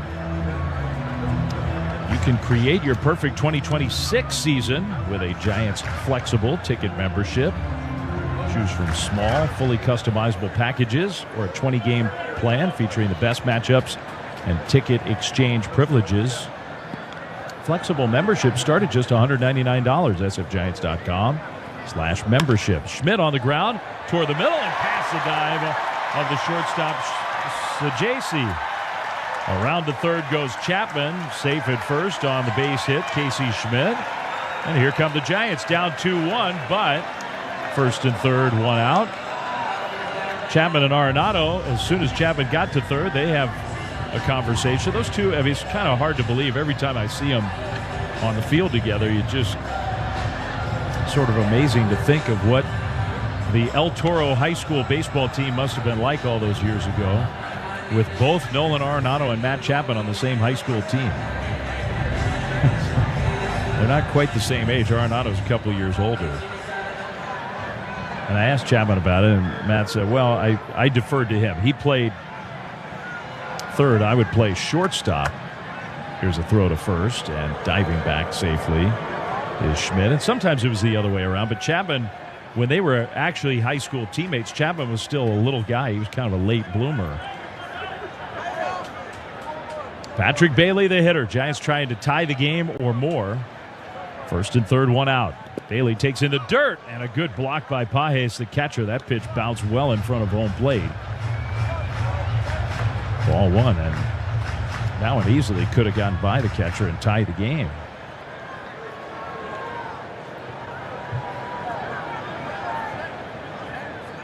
Cardinals are playing without their regular shortstop, Mason Wynn. He's hurt and done for the year.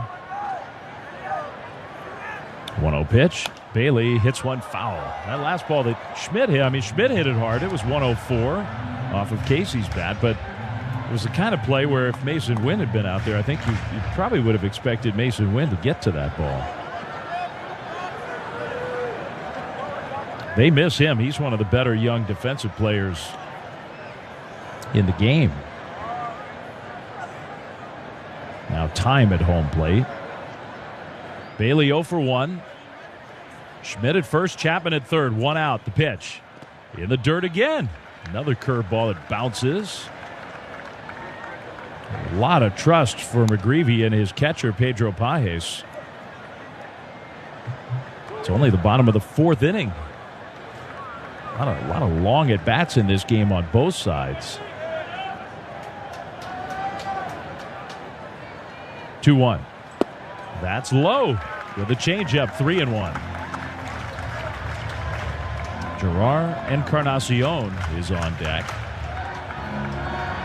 And if Bailey walks, then Gerard's going to hit with the bases loaded.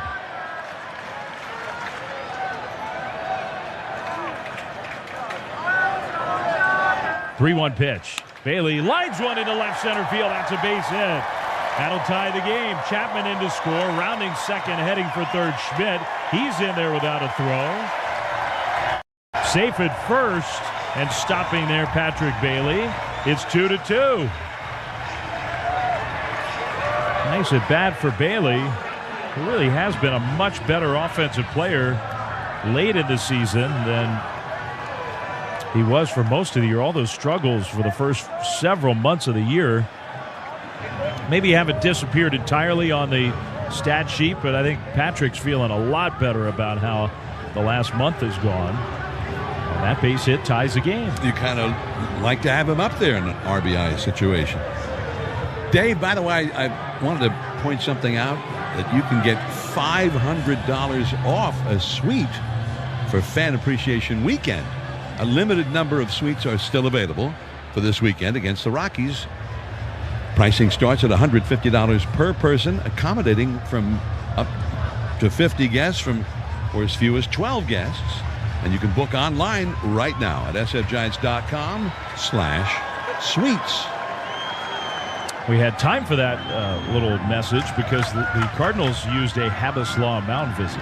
Dusty Blake went out to offer some words of wisdom to McGreevy. I was wondering who that was. Dusty Blake, pitching coach. Now Encarnacion takes low, ball one. Giants have tied the game up. 3 hits in the inning. Chapman leadoff single. Schmidt the one-out base hit. Patrick Bailey the RBI single. First and third one out. Encarnacion takes. Man, again, that's the second one of those. That pitch is way below the strike zone and called a strike. I can't even get the words out. I'm so stunned by those pitches being called strikes. Now McGreevy steps up. That's a big difference. Would have been 2-0. The set by the young right-hander, the pitch. Encarnacion swings and misses. McGreevy, sometimes he sort of drops down a little more from the side. And that's what he did on that slider. 1-2. The ninth place hitter, Drew Gilbert, is on deck. Encarnacion tonight hitting 8th for the Giants. He just hasn't played much at all this year. It's been a year ruined by injury. He starts to go, and he went. The first base umpire, Malachi Moore, says that was a swing. Giants can't believe it. Encarnacion's unhappy. Bob Melvin's yelling. The whole dugout's yelling. That's really upsetting. That looked like a check swing. I think watching the replay, that was not a swing. Man, they just took the at-bat right away from him there. So 2 down. And now it's up to Drew Gilbert if the Giants are going to take the lead back. 2-2. They've tied it up. The pitch. Off the outside, ball one. Change up. And I think you can sort of book the idea that very low strike that he gave led to the next 2 swings, including that really a check swing that got called a swing. And he felt like, man, I'm going to have to go after those low pitches now. Giants done a great job of laying off those low pitches. That's what McGreevy wants. He wants everybody to swing at those low ones. 1-0 to Gilbert. The pitch in the dirt, and another great save by Pages. Man, he's had about 3 of those in this inning. That's a go-ahead run over at third base. Casey Schmidt, a guy with good speed who's ready to break for home plate if the ball gets by.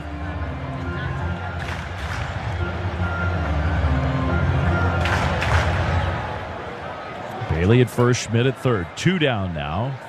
A 2-ball no-strike count to Gilbert. Ramos on deck. The pitch. Gilbert takes a ball inside. Cutter 3-0. I mean, you would have to think that McGreevy would be motivated to throw a strike here. You got Ramos, who has homered against him tonight, on deck. Gilbert, a young guy who's hitting .202. 3-0 the count. The pitch. Ball 4. He missed outside. So he never did throw a strike to Gilbert, who draws the 2-out walk to load the bases for Ramos. Cardinals have already used a Habas Law mound visit in this inning. They're going to get the bullpen stirring at least. I don't know if anybody's going to get up and start to warm up. 75 pitches for McGreevy now. Big opportunity for Ramos and the Giants. Now Pages is going to what? He's going to use a mound visit or a disengagement, I guess. He just wanted McGreevy to step off, so they use a disengagement. Hate that word, but that's what baseball calls it. The pitch. Strike one to Ramos. Fastball. Right out over the heart of the plate. It's 0-1. So when he's on the mound and he's on the slat, he's engaged. Yeah. Doesn't exactly sound right. 0-1. Ramos. Ground ball, base hit into right field. In to score Schmidt. Here comes Bailey. The throw from Walker cut off. Bailey scores. Now Ramos was caught in between first and second. And Burleson, who cut it off, will throw back behind Ramos. And Fermin tags Ramos out as he tries to get back to the bag. But 2 runs are in. Ramos comes through with a bases loaded hit, and the Giants take the lead. And in the midst of it all, the inning is over. Before he was feared on the field, Ronald Acuña Jr. was chasing wins on a different kind of field. For the Acuñas, El Béisbol was a story told in fastballs and late-night rematches. Every loading screen was a part of the strategy. Smash de botones. Smash de jonrones. That's how La Bestia was born. They flip with the glove. That was not a good idea. All he needed to do was try to get the lead guy by giving him a nice, easy feed. No, stay on your feet. No. I thought he was going to stay on his feet. The Goose did not know that the game was starting. Maybe the Goose thought it was 6:45 first pitch time. Oh, man, off the glove and off the dome. He's saying, oh, man, what happened? It's a moment that he'll never forget, and that'll be on the blooper everywhere.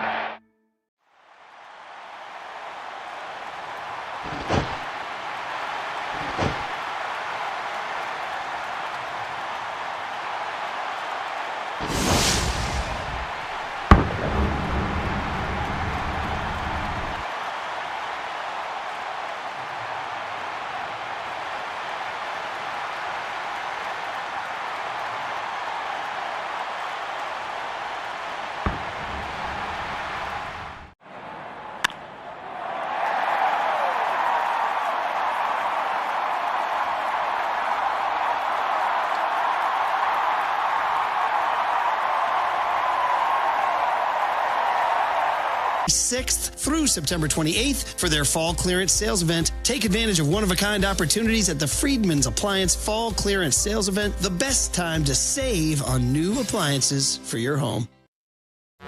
Now back to the Orange and Black on KNBR 104.5 and 680. 4-2 Giants, 5th inning. And once again, here's John Miller. Dave, thank you.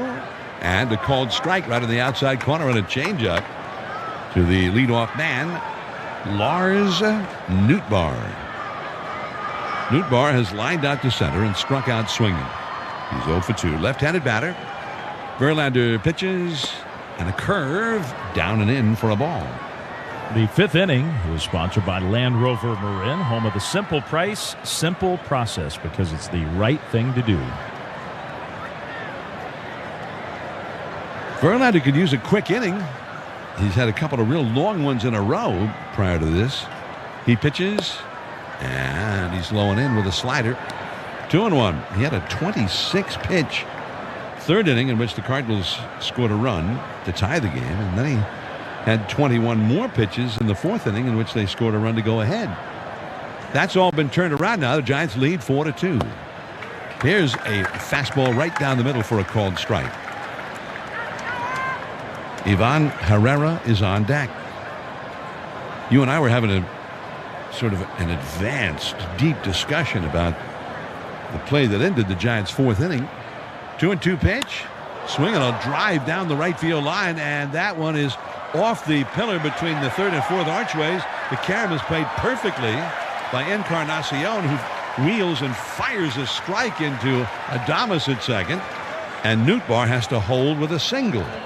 He hit that ball at 111 miles an hour. And it hit off the edge of that pillar between the two archways, where so many bad things can happen if you're an outfielder.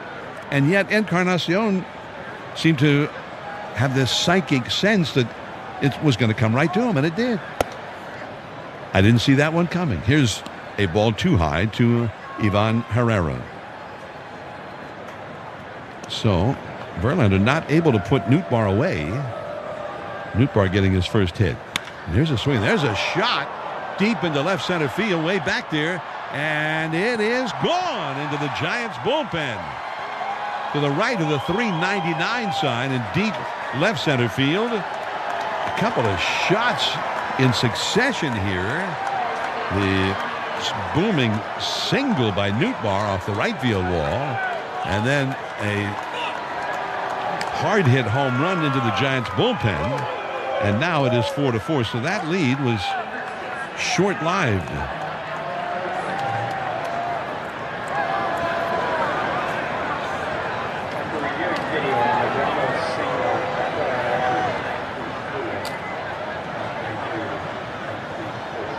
Now here is Burleson, left-handed hitter who's had 2 hits already, 2 for 2, and he takes the ball outside.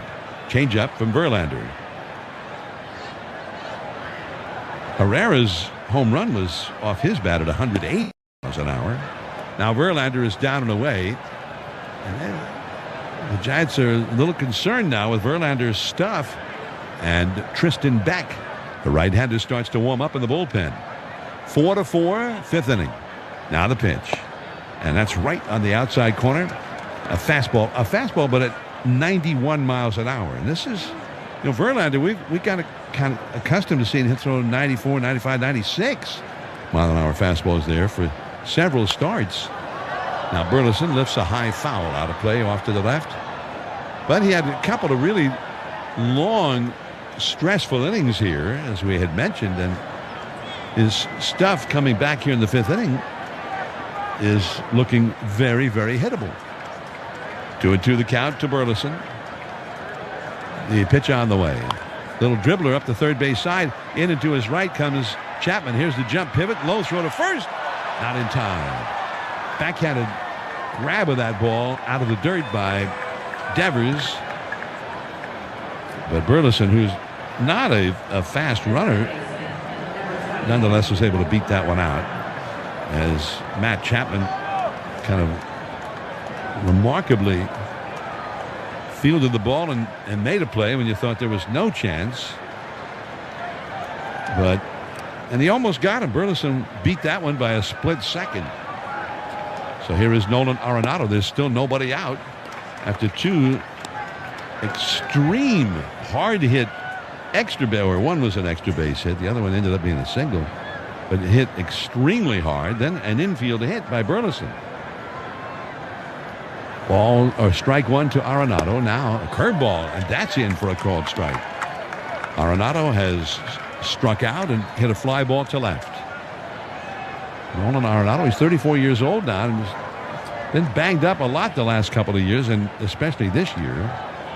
Verlander, pickoff throw to first, and Burleson dives safely back to the bag. Giants 4, Cardinals 4 here in the 5th inning. We're coming to you live from the Hawaiian Airlines broadcast booth. Oracle Park, San Francisco. 0-2 pitch. Line drive down the left field line. That's a base hit on an 0-2 pitch. And now the carom almost gets by Ramos, who had to lunge back to his left to keep it from going by him. So Burleson around to third when he had to stop. It's a double for Arenado on an 0-2 pitch. And now J.P. Martinez will come out. And Verlander has not retired a hitter in this inning. Even Arenado, against whom he had an 0-2 count. So we have the Habas Law mound visit.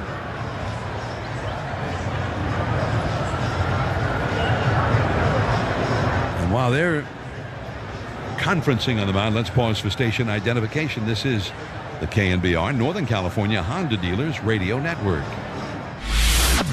is the flagship of Giants baseball. Double play! KNBR and KNBR-FM San Francisco, the sports leader.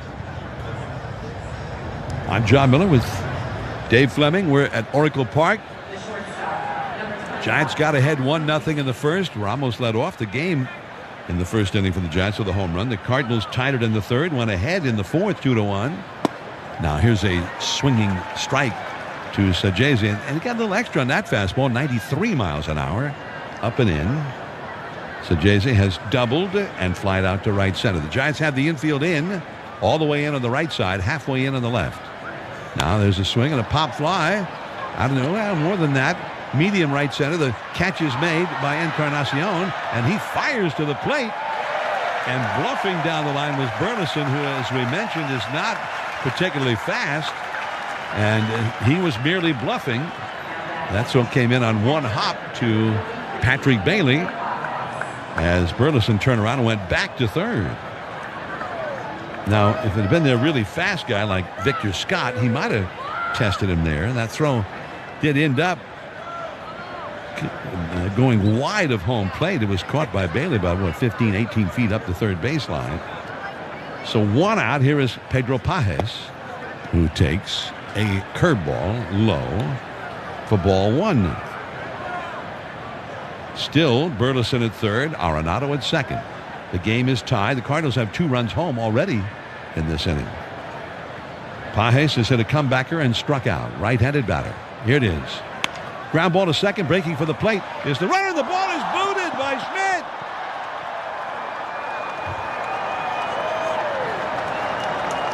And they end up getting nobody out as the Cardinals go ahead 5-4. And here comes Bob Melvin. That's 2 balls in this inning on the infield for the Cardinals. So an error there on Schmidt. Now, would he have gotten Burleson? I think he had a shot. Burleson's not that fast. And I don't know what happened if the ball hit something on the infield grass and took an odd turn. He kind of caught it to his right, not straight on as he was coming in. Some call it orgullo. Others call it el corazón taíno. But sometimes the journey is set on track with your ancestors cheering you on. For Francisco Lindor, el ting-ting de la plena was the first roar in the stands. Every at-bat was an encore. Every strike of the drum echoed like a promise. El destino no siempre avisa, pero llega con flow.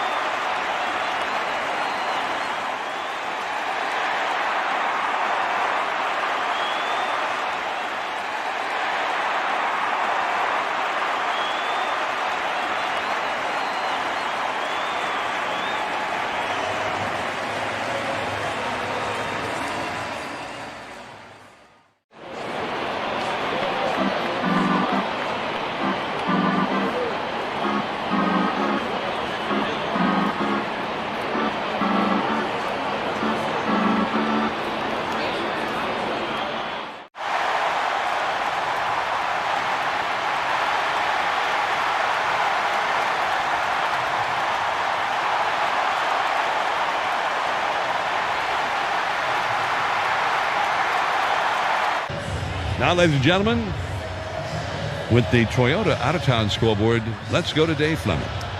Final score from Atlanta, 11-5 Braves over the Nationals. Top 6 in San Diego. 3-2 Brewers leading the Padres. And that's the entire Toyota out-of-town scoreboard. Toyota, let's go places. Well done, Dave. That's it. Very succinct. Here is Jordan Walker now. As Beck ready to go, the right-hander throws, and he's outside with a 96-mile-an-hour fastball. Ball one. The Cardinals have 3 runs in and a 5-4 lead.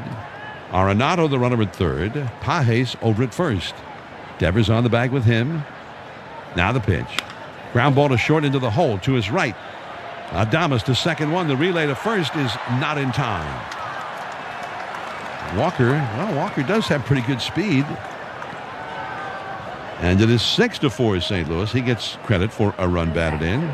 Didn't hit it all that hard, but also Adames had to go well to his right to get the ball and then spin and throw to second.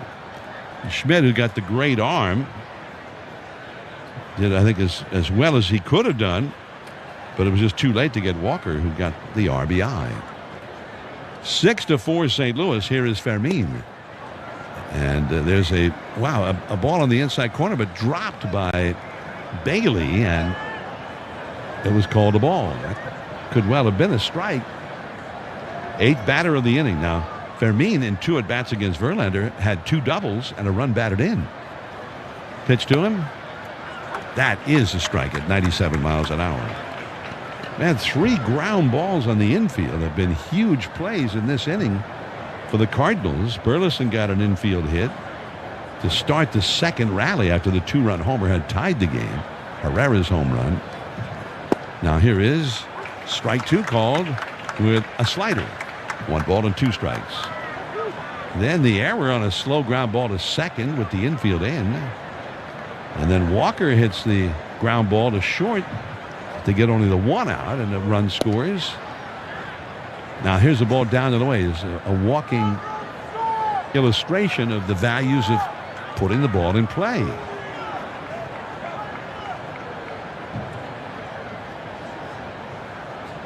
Beck throws. Foul out of play off to the right. Verlander ended up throwing 84 pitches in 4 and a third innings, even though he was at 18 pitches after 2 innings.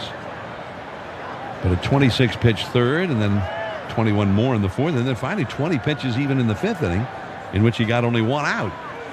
Now here is a ball just off the outside, a slider at 91 miles an hour. Wild game here. The Cardinals now leading 6-4 in the 5th inning. Beck delivers. The runner goes. Strike 3 call on the outside. But a 4-run rally for the Cardinals. They're right back ahead for 6-4. With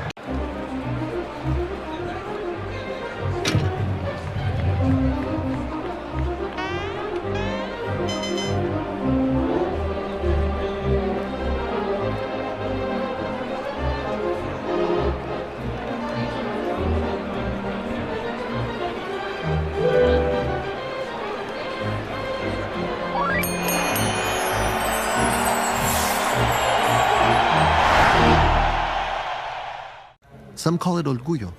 Others call it el corazón taíno. But sometimes the journey is set on track with your ancestors cheering you on. For Francisco Lindor, el ting-ting de la plena was the first roar in the stands.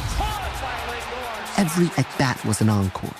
Every strike of the drum echoed like a promise. El destino no siempre avisa, pero llega con flow.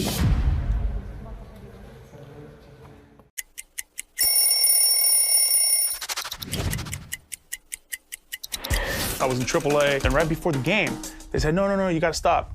You need to hurry up and go to Cincinnati. You're about to go play a game there. You got 45 minutes till the game starts. So I get in my car, and I start driving, and all I keep thinking about is, which jersey are they wearing that night? So when I get to the locker room, I see my jersey hung up, and love the white jerseys, just the stitching on it, the old school feel to it.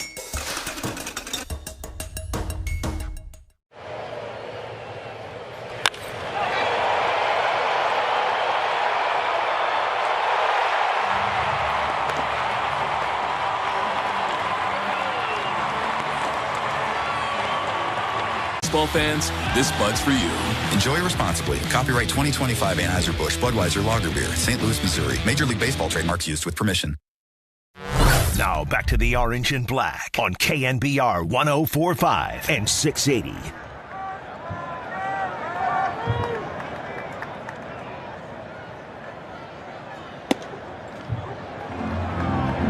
Here's a called strike down to Rafi Devers as the Giants come up here in the last of the 5th inning, trailing 6-4. Devers, left-handed batter, has flied out deep to right and walked against McGreevy.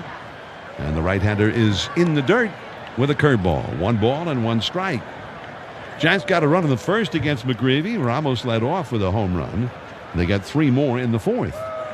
Now here is a ball up and away, a sinker, too high, a little bit off the outside, and the count is 2-1. Willie Adames is on deck.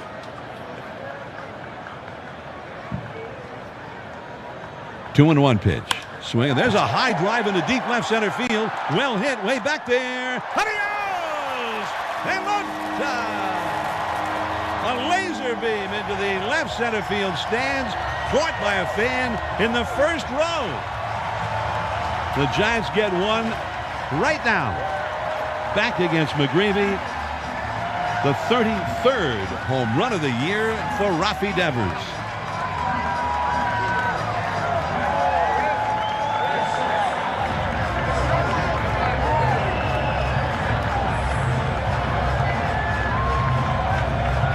It is breathtaking how hard he hits the ball over and over and over again. That was off his bat at 108 miles an hour. And it was a line drive. Now here's a swing, and there's a drive in the center field off the bat of Adames. Back to the warning track goes Scott, reaching to his right and makes the catch. That was hit hard. That's twice now that Adames has clobbered a ball against McGreevy and gotten nothing for it. He hit a liner into left center that he hit at 106 miles an hour back in the first inning for an out. This one he hit 103. Now there's a curveball in the dirt, ball 1. 6-5. Cardinals lead the Giants. Second home run of the game for the Giants. There's a shot to left. That's a line drive. And back, and just making the backhanded catch, lunging to his right, is Nootbaar. Chapman scalded that one, and it started hooking on Nootbaar, who went back and squared up. And then at the last moment, as he squared up, he had to lunge to his right and just did manage to snare it. Yeah, there have been some hard-hit balls in this game of the Giants in which they've come up empty. For instance, that one was hit 112 miles an hour by Matt Chapman.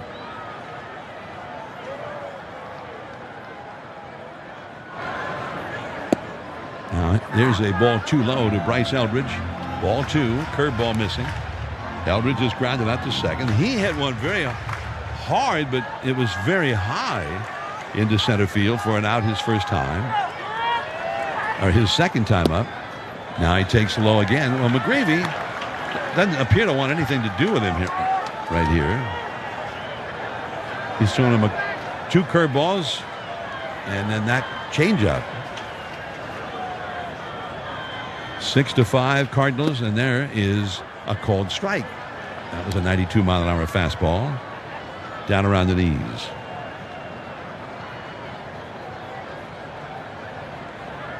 Two down, nobody on. A run in. 3-1 pitch. In the dirt. Down and in. Ball 4. As the Cardinals get some action going in their bullpen, Jorge Alcala, a right-hander, has started to warm up. The Giants call of the game, the leadoff home run in the first inning by Elliot Ramos. Giants call of the game so far, sponsored by Ring Central. AI first, communications you can trust. Now a swing, big chopper to short, over to his right, backhanding it, and the long throw to first by Sajese, in time to get Casey Schmidt, who has gone on just the 1 pitch. Giants have had so many prolonged at bats, and all of a sudden there's a 1 pitch at bat. So the Giants get the 1 run, even though they clobbered the ball. Some call it orgullo. Others call it el corazón taíno. But sometimes the journey is set on track with your ancestors cheering you on. For Francisco Lindor, el ting-ting de la plena was the first roar in the stands. Every at-bat was an encore. Every strike of the drum echoed like a promise. El destino no siempre avisa, pero llega con flow.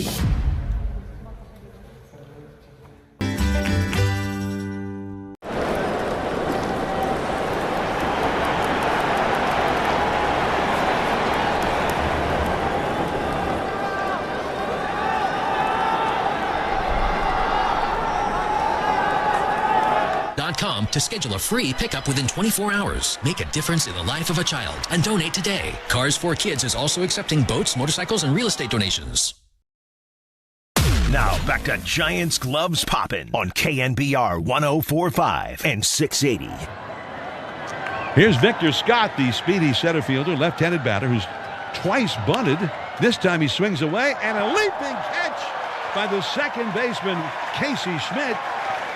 He moved quickly to his right, made a well-timed leap, and he took away a base hit from Victor Scott. And there's a lot of things happening in this game.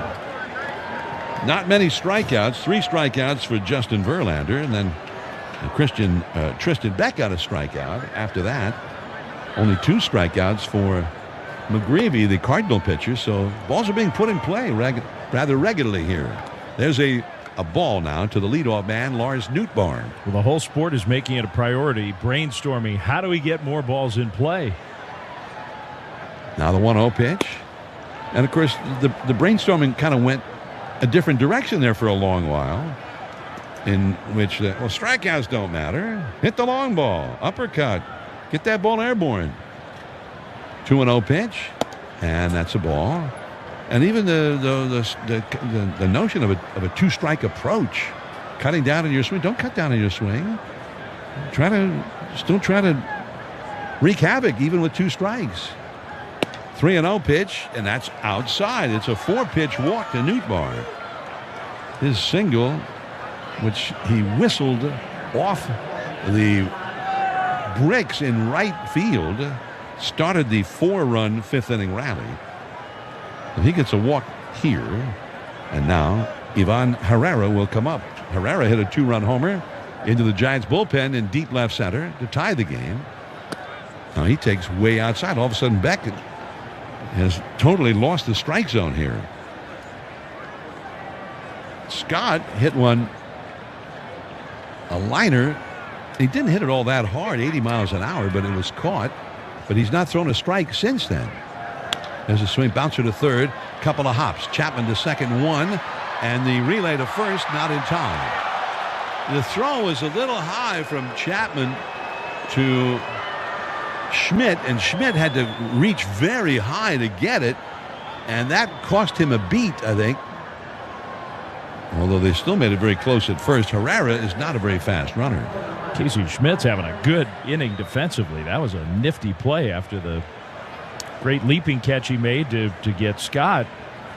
That would have been, if he could have gotten that double play, and it was close, that would have been spectacular.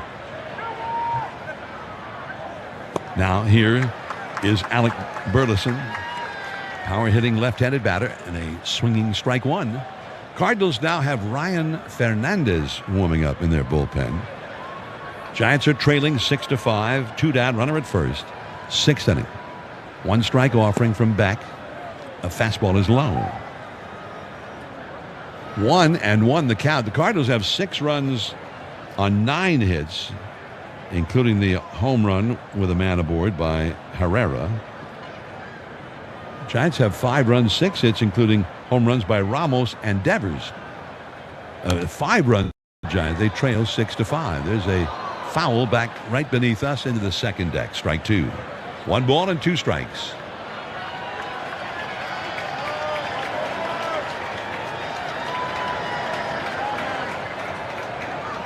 Devers on the bag at first with Herrera. And now Beck delivers. Wow, a swinging strike 3 on a slider that almost hit him in the back foot. That was one of the weirdest swings I've ever seen. And it looked like he swung at it after the ball was already in the glove of the catcher. Very weird. Crazy.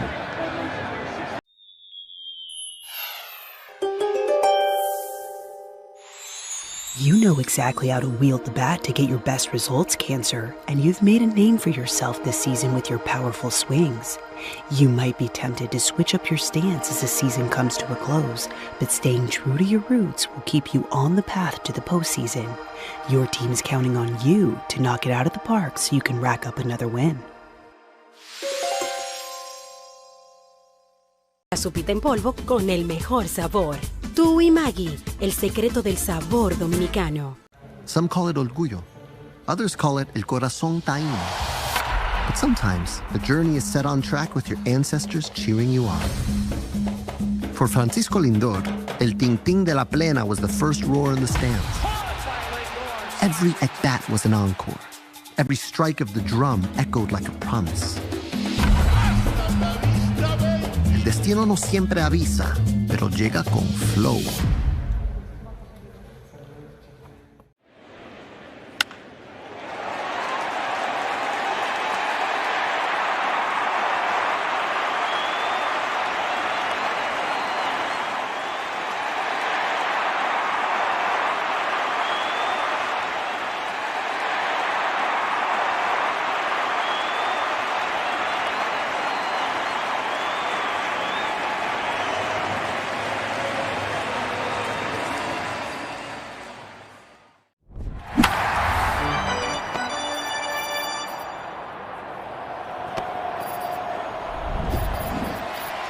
Nearly 80 years we've been putting our customers' minds at ease with our advanced technology and personalized support. Feeling insecure about your current security service? Visit bailalarm.com today.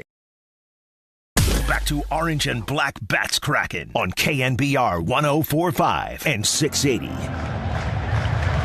Ball one from the new Cardinal pitcher, Ryan Fernandez, making his 30th appearance of the year. Patrick Bailey standing in. Now he fouls one back over the screen on a high slider. Bailey has grounded out to first, and then he hit a single into left center field to knock in the tying run for the Giants back in the fourth inning. That tied it at 2 at that time.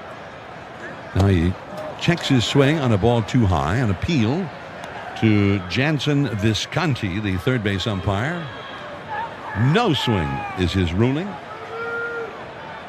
Visconti. It's a very sort of stately kind of a name. Now the pitch. A ground ball right past third, base hit. He was out front of it and he kind of cued it. Now he's going to try for 2. Here comes the throw to second, and he is out. Well, that he was not as fast as maybe he thought he was. And the Cardinal covering second, Fermin, I think he gave him a good deke, like that there was no throw coming. He just kind of stood there, and then all of a sudden it was there on one hop, and he lunged in and tagged him out before he got to the bag. So 1 out, nobody out, and he was the possible tying run, but he's no longer on base. Out at second, left fielder to the second baseman. Encarnacion 0 for 2. Swings and doesn't get it on a slider, hard slider, 89 miles an hour.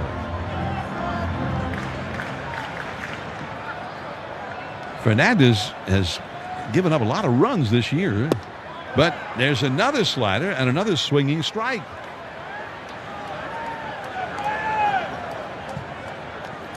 That did not go that well either.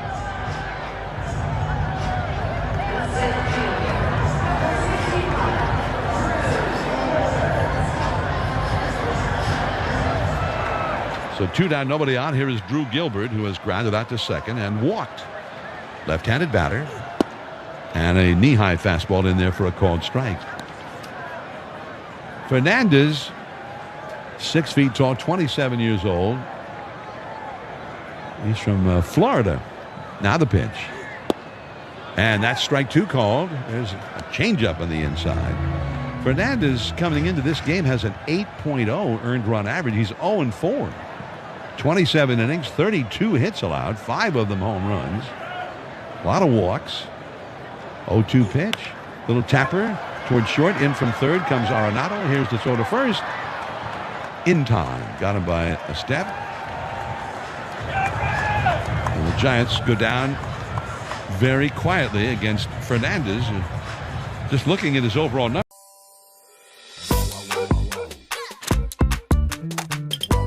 Dog chow. Some call it orgullo. Others call it el corazón taíno. But sometimes the journey is set on track with your ancestors cheering you on. For Francisco Lindor, El Ting Ting de la Plena was the first roar in the stands. Every at-bat was an encore. Every strike of the drum echoed like a promise. El destino no siempre avisa, pero llega con flow.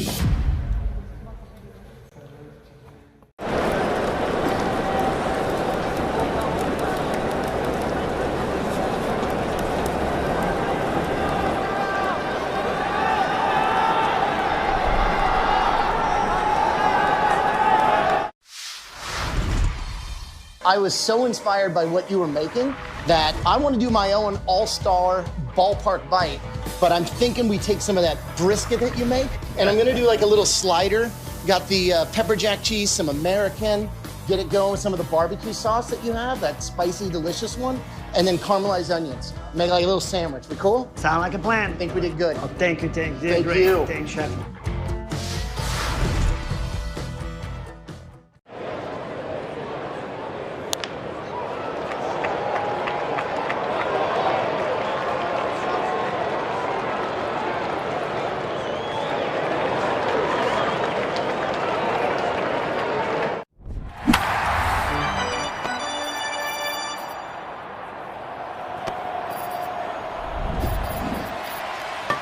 For their fall clearance sales event, take advantage of one-of-a-kind opportunities at the Friedman's Appliance Fall Clearance Sales Event, the best time to save on new appliances for your home. Now back to John and Dave on KNBR 104.5 and 680. Cardinals 6, Giants 5. We go to the 7th inning. Nolan Arenado takes a called strike from Tristan Beck. And back in to tell you all about it, here is Dave Fleming. Thank you, John. Strike one to Arenado. The 0-1 pitch is off the outside. 96-mile-an-hour fastball. Giants trailing in this game 6-5. Beck, who came in for Verlander in the 5th, pitched the 6th, and now on the mound to start the 7th. 1-1 pitch. Arenado takes that one, called a ball right on the inside corner. 2-1. Giants have had this stretch here. The 3 games at home against the Dodgers. Last homestand came after an off day. The pitch, swing, and a miss by Arenado on a sweeper, 2-2. So 10 days in a row without an off day coming into tonight, and 3 games obviously here in a row against the Cardinals before they get the off day Thursday. Now Arenado strikes out swinging. Man, he was not seeing that sweeper from Tristan Beck at all. Jeez, that pitch, that was way outside. 1 out. That's Beck's 3rd strikeout. Here's Sajasi.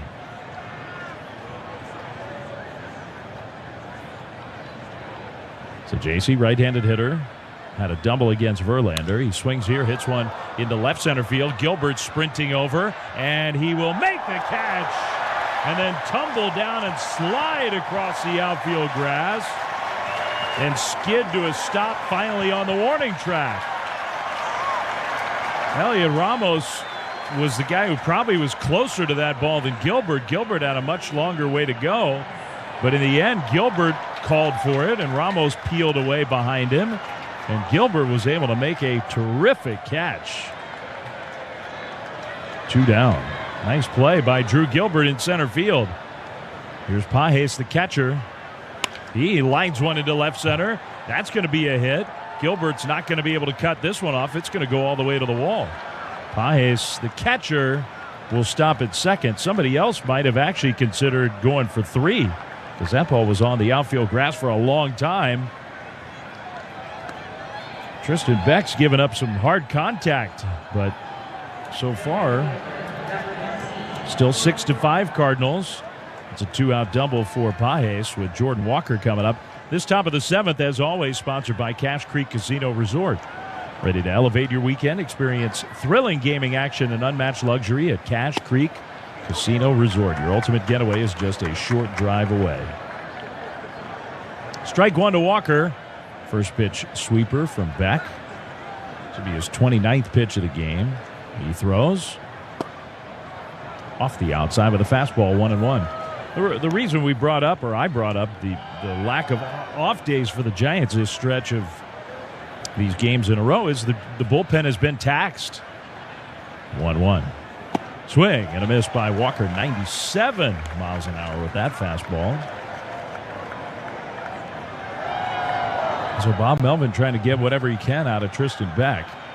Hoping to keep this a one-run deficit. 6-5 Cardinals. Now time granted at home plate. Walker asked for time. Walker's been in the middle of a lot of stuff tonight. The strange play in the second where he hit a ball off his foot that was not called a foul ball. A walk, a steal, and a run scored in the fourth. Here he takes this one outside. 2-2.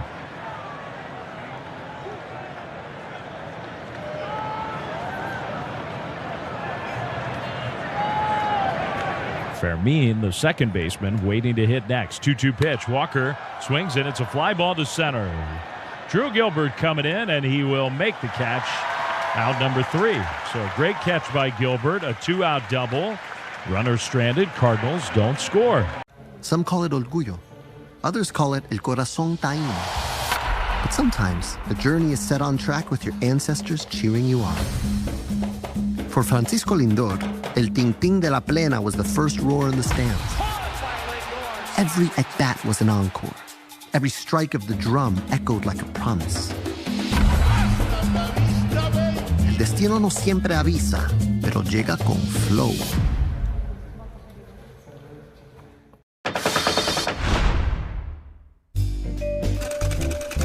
Sometimes artifacts in the collection of the Hall of Fame could tell multiple stories.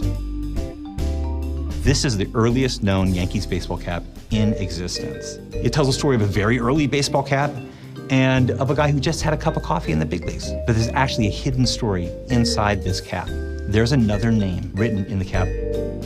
So who's Dolan?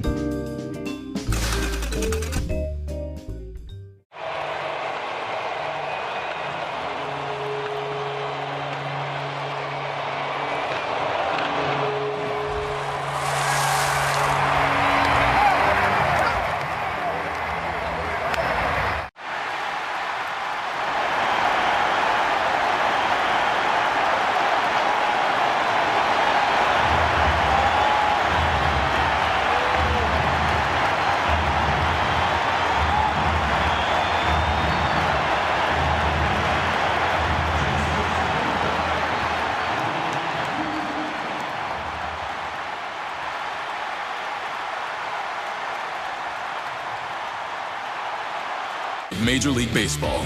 Baseball fans, this... Sometimes your calling doesn't shout. It hums. Like a lullaby floating through a warm night in San Pedro. Before he could walk... BR, FM, and AM. The sports leader.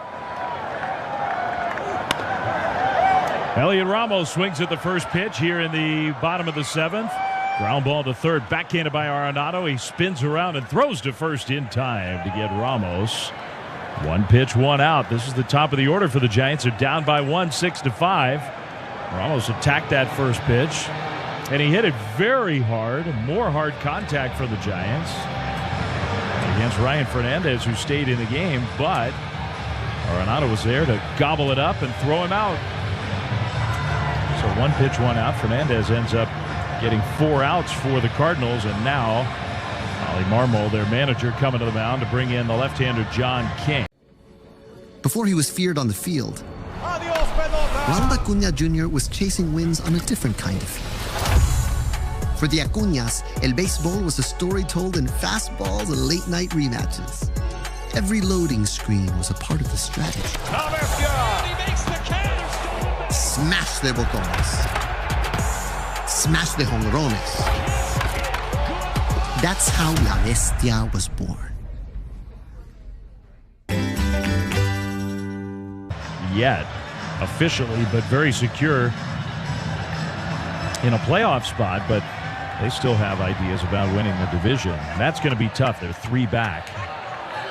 You figure they would need to win tonight. They're down 3-2, bottom 7 at home against Milwaukee. Here, it's 6-5 Cardinals. And Devers will stand in against the left-hander King. 47th appearance for King. 4.95 ERA. Here's the pitch. Devers takes a strike, a slider. In for strike one. Willie Adames waiting on deck.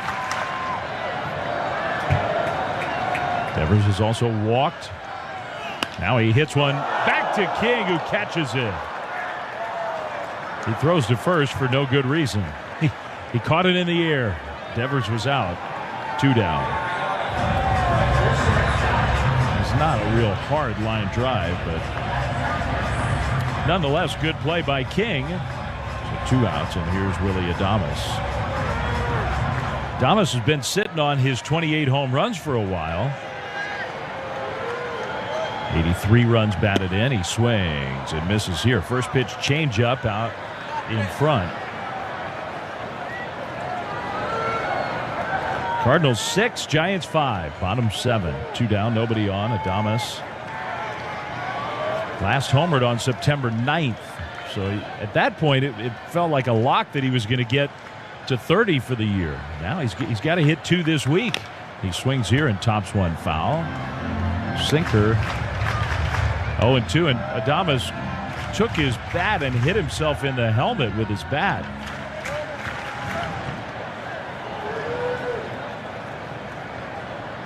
Not happy that he swung at those first 2 pitches. 0-2. Here it comes.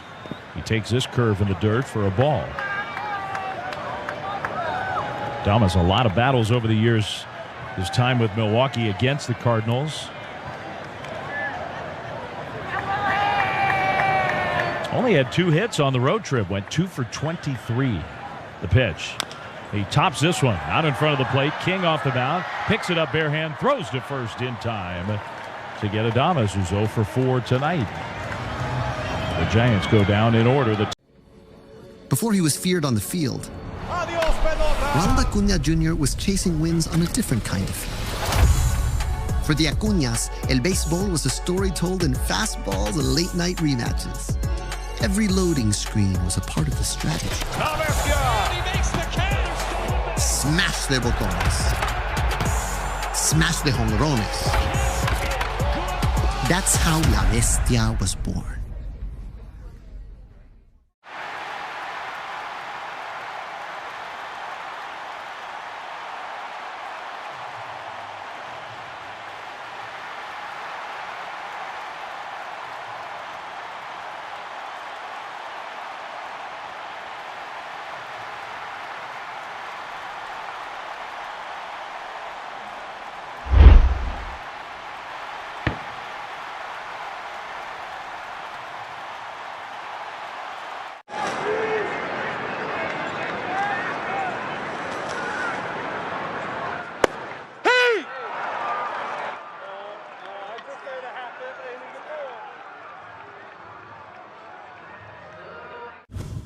So without further ado, snap on your time goggles and prepare to zoom 1,000 years into the future. The D-backs are still the D-backs, though now they're represented by a robotic techno-snake, and the Cubs have embraced their future amongst the stars, now being represented by Ursa Major. Minneapolis was the first to establish relations with our extraterrestrial friends. The Rays are the cosmic rays flying through space in their devil ray-shaped spacecraft. There's just right cravings, so choose your Lux Cravings box at Taco Bell today. At participating stores while supplies last. Prices vary. Drinks excludes freezes. Tax extra. Listen to Giants baseball on your smart speaker. Just say play KNBR. First pitch swing. Jose Fermin. Ground ball to third. Chapman throws high to first. And it gets off the top of the glove of Devers, who jumped up to try to take the throw. Man, Matt Chapman. His throwing has been a little off tonight. And that's going to be the last pitch that Tristan Beck throws in this game. Giants trail 6-5. It's the 8th inning. I was about to hand it over to John, but Fermin put it in play on the very first pitch. And Chapman, he had plenty of time to make the throw, and he just threw it high. So that's a very rare error against Chapman. Some call it orgullo. Others call it el corazón taíno. But sometimes the journey is set on track with your ancestors cheering you on. For Francisco Lindor, el ting-ting de la plena was the first roar in the stands. Every at-bat was an encore. Every strike of the drum echoed like a promise. El destino no siempre avisa, pero llega con flow.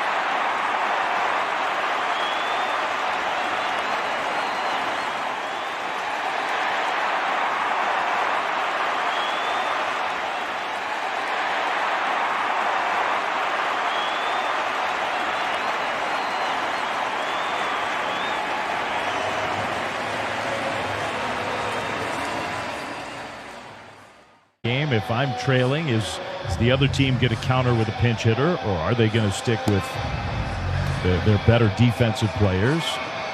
And I think Bob probably had a real strong sense that it would be Victor Scott who stayed in the game. Now, Scott has been a bunting machine in this game, so he may well try to bunt again. He's bunted twice in 3 at-bats. We'll see.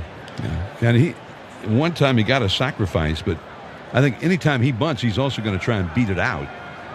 He squares, and he takes off the outside with a slider. Ball 1. Fermin, the runner at first, and he's talking with the Cardinal first base coach, Stubby Clapp. Third baseman, Chapman in very shallow. And Gage throws. He squares the bunt, pushes it out in front of the plate. Out to get it is Bailey. Here's the throw to first, just in time. And that does move Fermin over to second. I mean, there's excellent play, and Bailey is one of the best at going out and trailing a slow roller like that bunt and making an accurate throw. And it still was a close play. He clearly got him, but kind of by maybe a step. And Fermin moves over. So now Nootbaar will come up, and a runner is in scoring position. Third time in 4 plate appearances that Scott has laid down a bunt. His second sacrifice of the game. Now the pitch to Nootbaar, and it's high and tight with a slider. Ball 1. That's 10 sacrifice bunts this year for Scott. So he's played this is his 133rd game. So it's not the norm for him to bunt over and over and over again in the same game. 1-0 pitch. That is in for a called strike. Slider up in the zone, right at the top of the strike zone. A 1 out, runner at second. Nootbaar has lined out to center, struck out. Then he hammered a base hit to start a 4-run 5th inning rally off the right field wall and walked in the 6th inning. And Gage is way off the outside with a slider. He's having a hard time throwing a strike at the moment. The Cardinals bullpen is busy. Kyle Leahy is warming up for St. Louis. Here's the pitch. And the slider over the outside corner for a called strike. And it's 2-2. Cardinals 6, Giants 5. The Cardinals with that big 4-run 5th inning rally. An error, a big play in that inning. 2-2 pitch, very high. First time he's thrown a fastball here to Nootbaar, and he missed badly with it, and now it's a full count. You've got the right-handed hitter who's one of the Cardinals' best hitters so far this year, Herrera, on deck. Runner at second, 3-2 pitch. Swing and a miss. He struck him out. Good slider, beautifully thrown toward the outer part of the plate, and then it broke off the plate by quite a bit. Now, Herrera, we mentioned how he's been one of their best hitters, at least who's healthy in the lineup tonight. And the Giants immediately give him the automatic walk. So he goes over to first. And now the left-handed hitting Burleson will come up. 2 men on, 2 men out in the 8th inning. 6-5 Cardinals. There's a chopper up the first base side. Over to his right. On a high hop, gloved by Devers. Flips it underhanded to Gage, covering for the out. And just like that, the inning is over. In spite of that. Sometimes your calling doesn't shout. It hums. Like a lullaby floating through a warm night in San Pedro. Before he could walk, El Niño had already taken his first step toward greatness.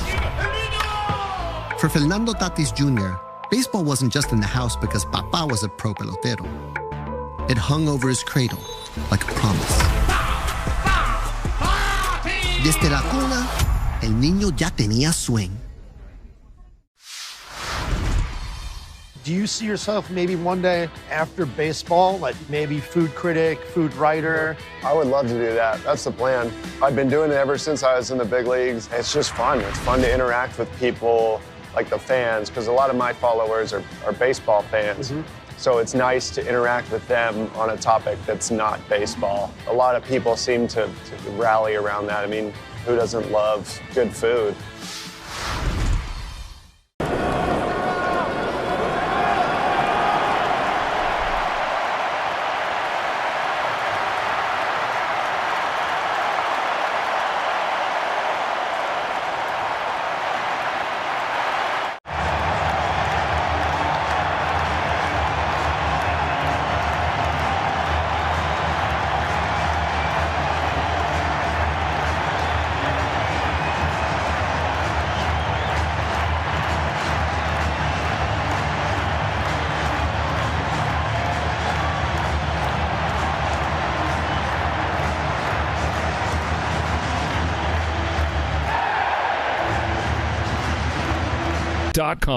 Habas Law. They'll fight to make it right. Hey, it's Dr. Craig Bindi. CLR from Laser Eye Center is your solution to glasses and contacts, readers and bifocals. Plus, you'll never get a cataract. No glasses, no readers. Schedule your free consultation at lasereyeclr.com. Back to Orange and Black Bats Crackin' on KNBR 104.5 and 680. New pitcher coming in for the Cardinals. It's the right-hander Kyle Leahy. So the Cardinals, fourth pitcher of the night. They lead the Giants 6-5, bottom of the eighth. The pitch to Chapman, and that's over the outside corner at 95 miles an hour for a called strike. A sinker that actually probably was off the outside corner on the way in, and then it drifted back over the plate. Now he's off the outside this time with a hard slider. 1 ball and 1 strike. Chapman has been safe on an error by Arenado. He's hit a hard single and scored a run, and he's hit a hard liner to left. He's been hitting the ball hard every time he's been up there. He takes the ball down and away. 2-1.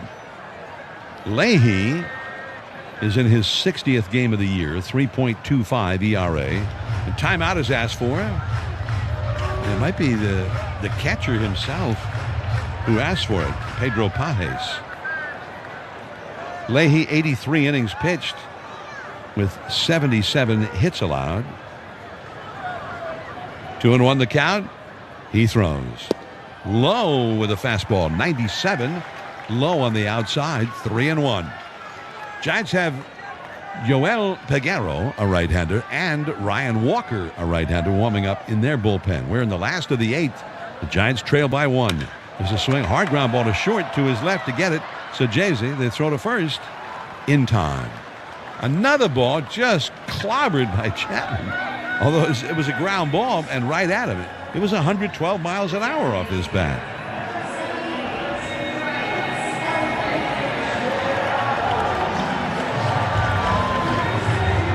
That's the third straight at bat where he's hit a ball at 112 miles an hour. He's had a single, a liner to left, and now the ground ball. Here's Eldridge, and he looks at a called strike with a curveball at the knees. 0-1. Eldridge is grounded out to second. Hit a soaring fly ball to center and walked. Now he swings and hits a foul coming back to our left into the second deck.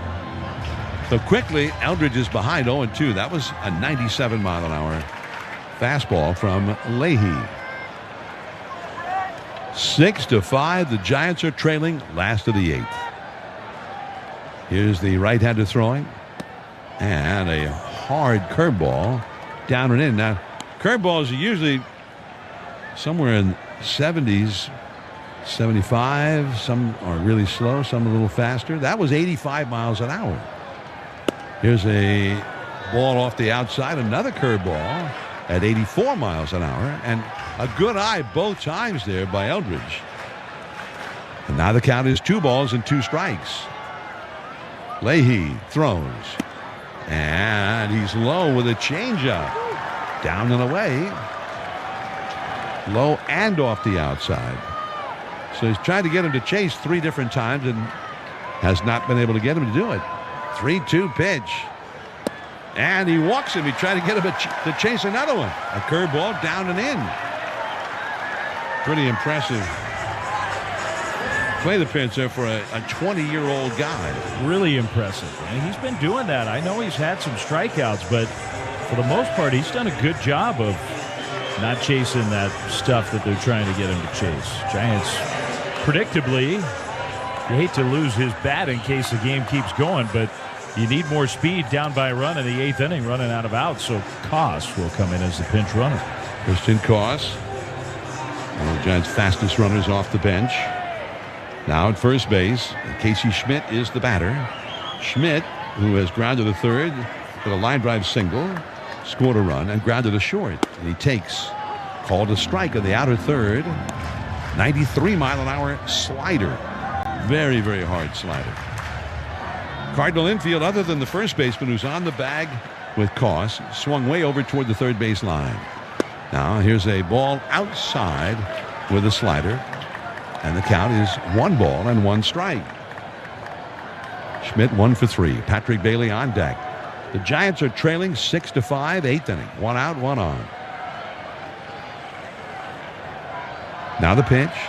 Swing and a foul out of play off to the right.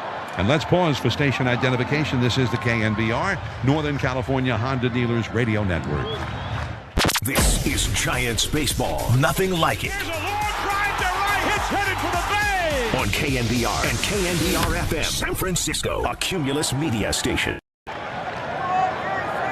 Cardinals 6, Giants 5. 1 out. Cost the runner at first. Here's the pitch. In the dirt. Knocked down by the catcher Pajes. And the count goes to 2-2. That was that hard curveball again. We're coming to you live from the Hawaiian Airlines broadcast booth. That curve, he spiked that one in there. It bounced in before it got to home plate.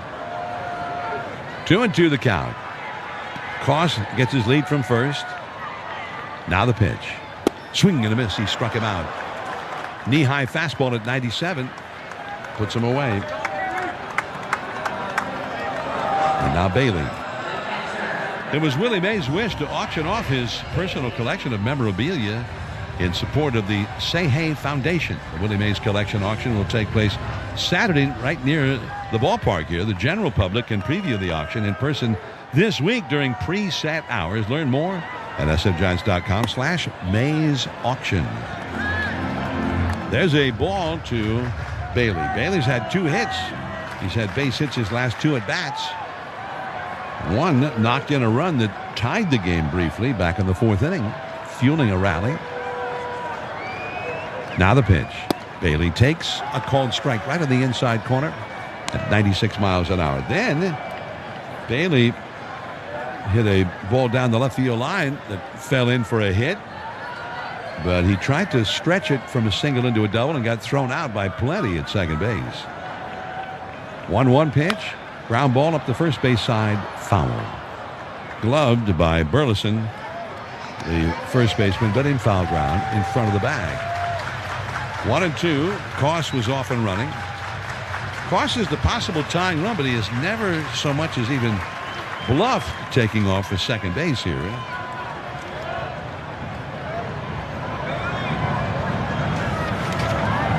6-5 Cardinals. 1-2 pitch. Too high. Very high at 97. Koss has 3 steals and 4 tries for the year. Cardinals have not been great defending against the stolen base overall for the season either. 2-2 the count. The pitch is driven to left field. A little bit over to his right goes Nootbaar to make the catch. And we're heading to the 9th inning now. Nolan Arenado will be coming up with the Cardinals. Some call it orgullo. Others call it el corazón taíno. But sometimes the journey is set on track with your ancestors cheering you on. For Francisco Lindor, el ting-ting de la plena was the first roar in the stands. Every at-bat was an encore. Every strike of the drum echoed like a promise. El destino no siempre avisa, pero llega con flow. This time can't get it, and neither could the fan. Boy, that's when you don't wear flip-flops. Caminero strikes out, and the bat gets a 7.5 on the distance, but it's stuck to the landing. That's poked in, that hits the umpire. The ball is in play, and it's a base hit for Frazier. Roberto Ortiz did what he could to try to get out of the way, couldn't. Took the wrong direction. He just didn't know which way to go. Talk to me. This is called a Crawford dog. Hamburger bun. Yes. 2 split top Angus beef hot dogs griddled on the skillet, on the plancha. And then we do a bacon onion jam with Crawford Bock beer. Pick it up like a burger. Pick it up like a burger, and you just go in, man. Let's go to town. Yeah. Dude. Oh, best hot dog I've ever had. Best hot dog I've ever had. I love this, man. This is how I grew up eating hot dogs.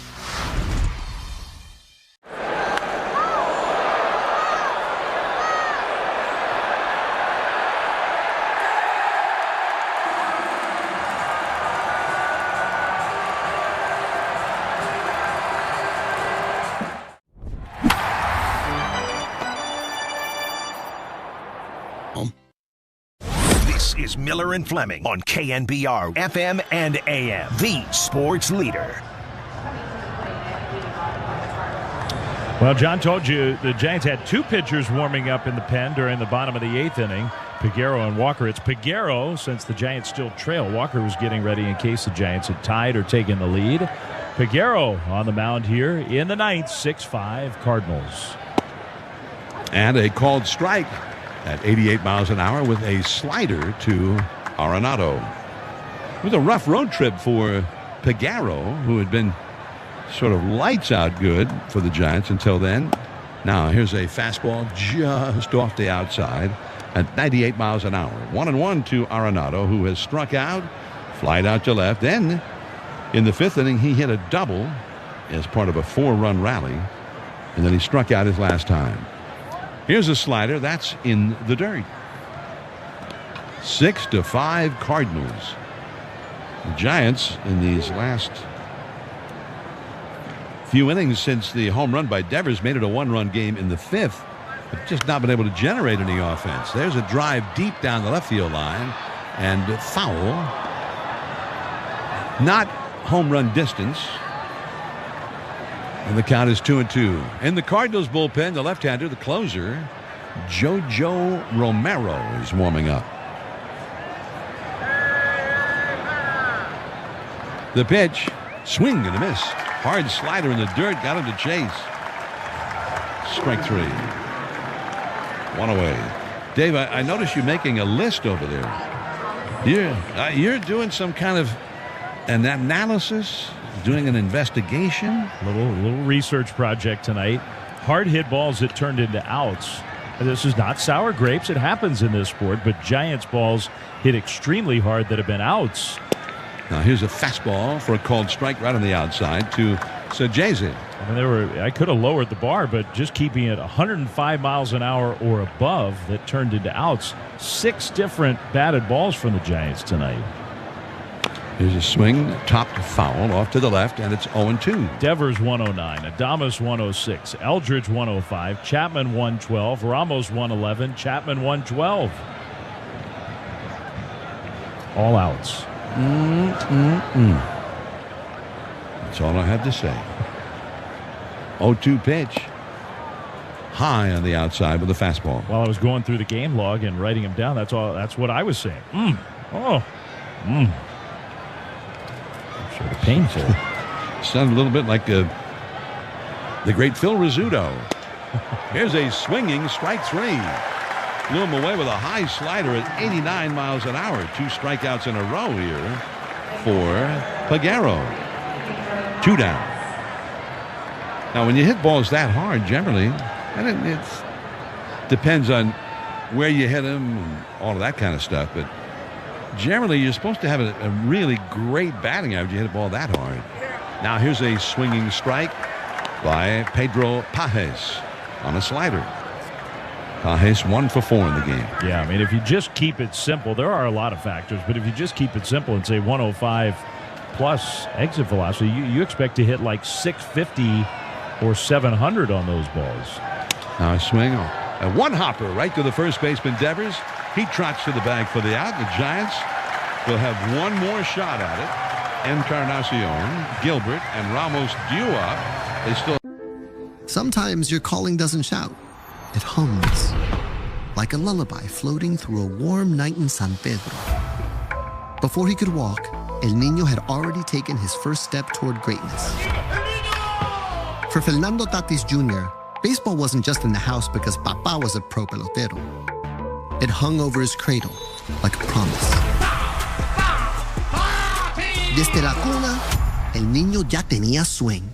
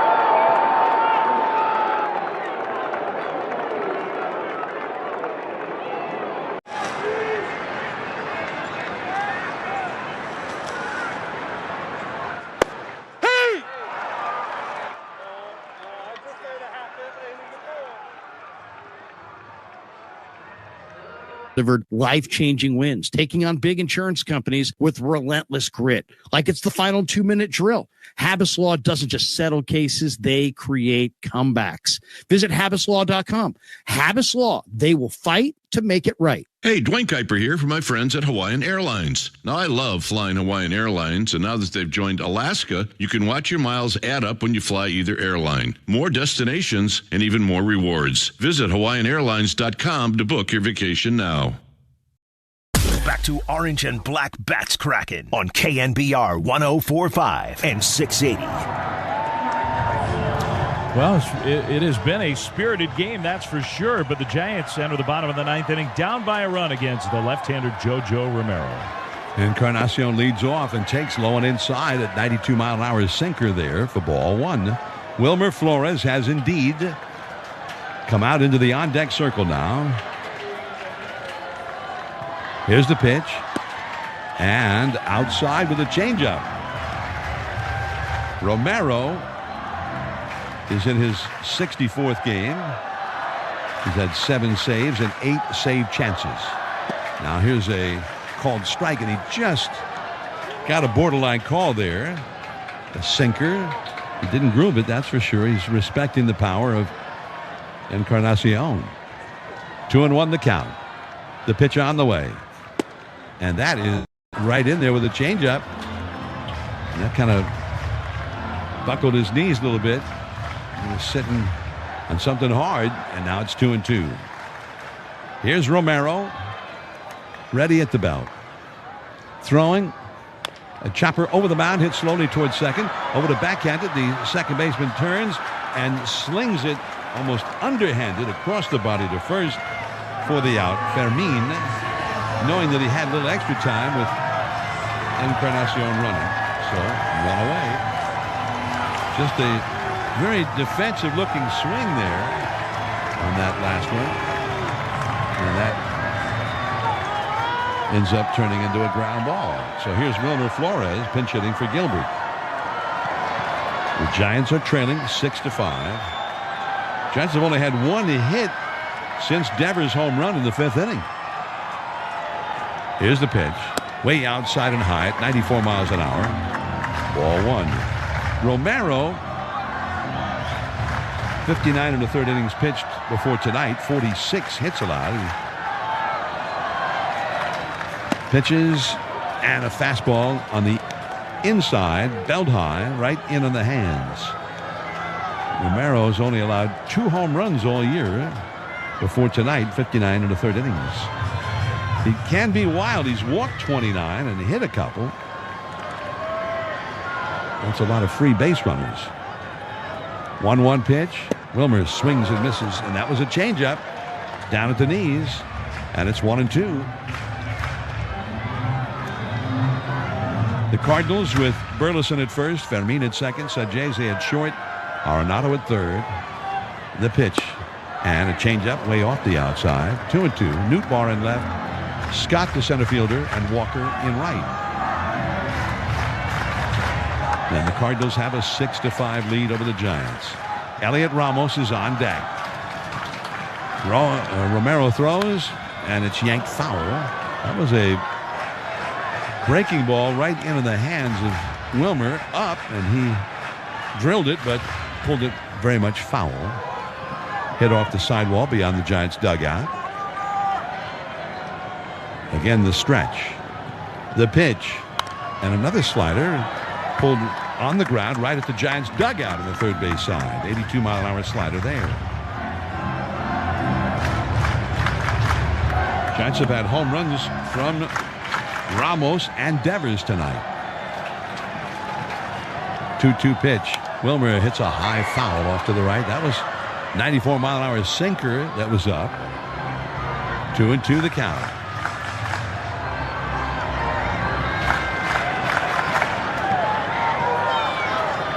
Now the lefty delivers. Swing, and he fights it off foul to the left on a changeup. And had Wilmer out on the front foot. So he's in a battle here. This will be the 9th pitch of this sequence from Romero to Wilmer Flores. 2-2 pitch. Strike 3 call, and a slider on the outside. It did not have to be called a strike. He gave him a little extra off the corner.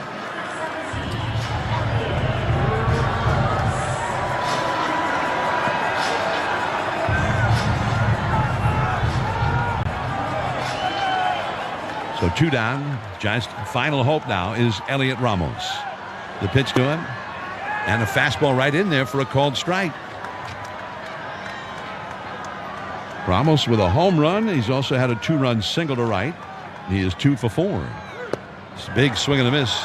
He took the fastball that was right in there, but then swung at a changeup that was 6 or 8 inches off the outside. Now he's down to his final strike, and he asks for his timeout here. Don't forget about Fan Appreciation Weekend this coming weekend, Friday through Sunday. Special surprises, discounts, giveaways. Get your tickets for it at sfgiants.com/fan appreciation.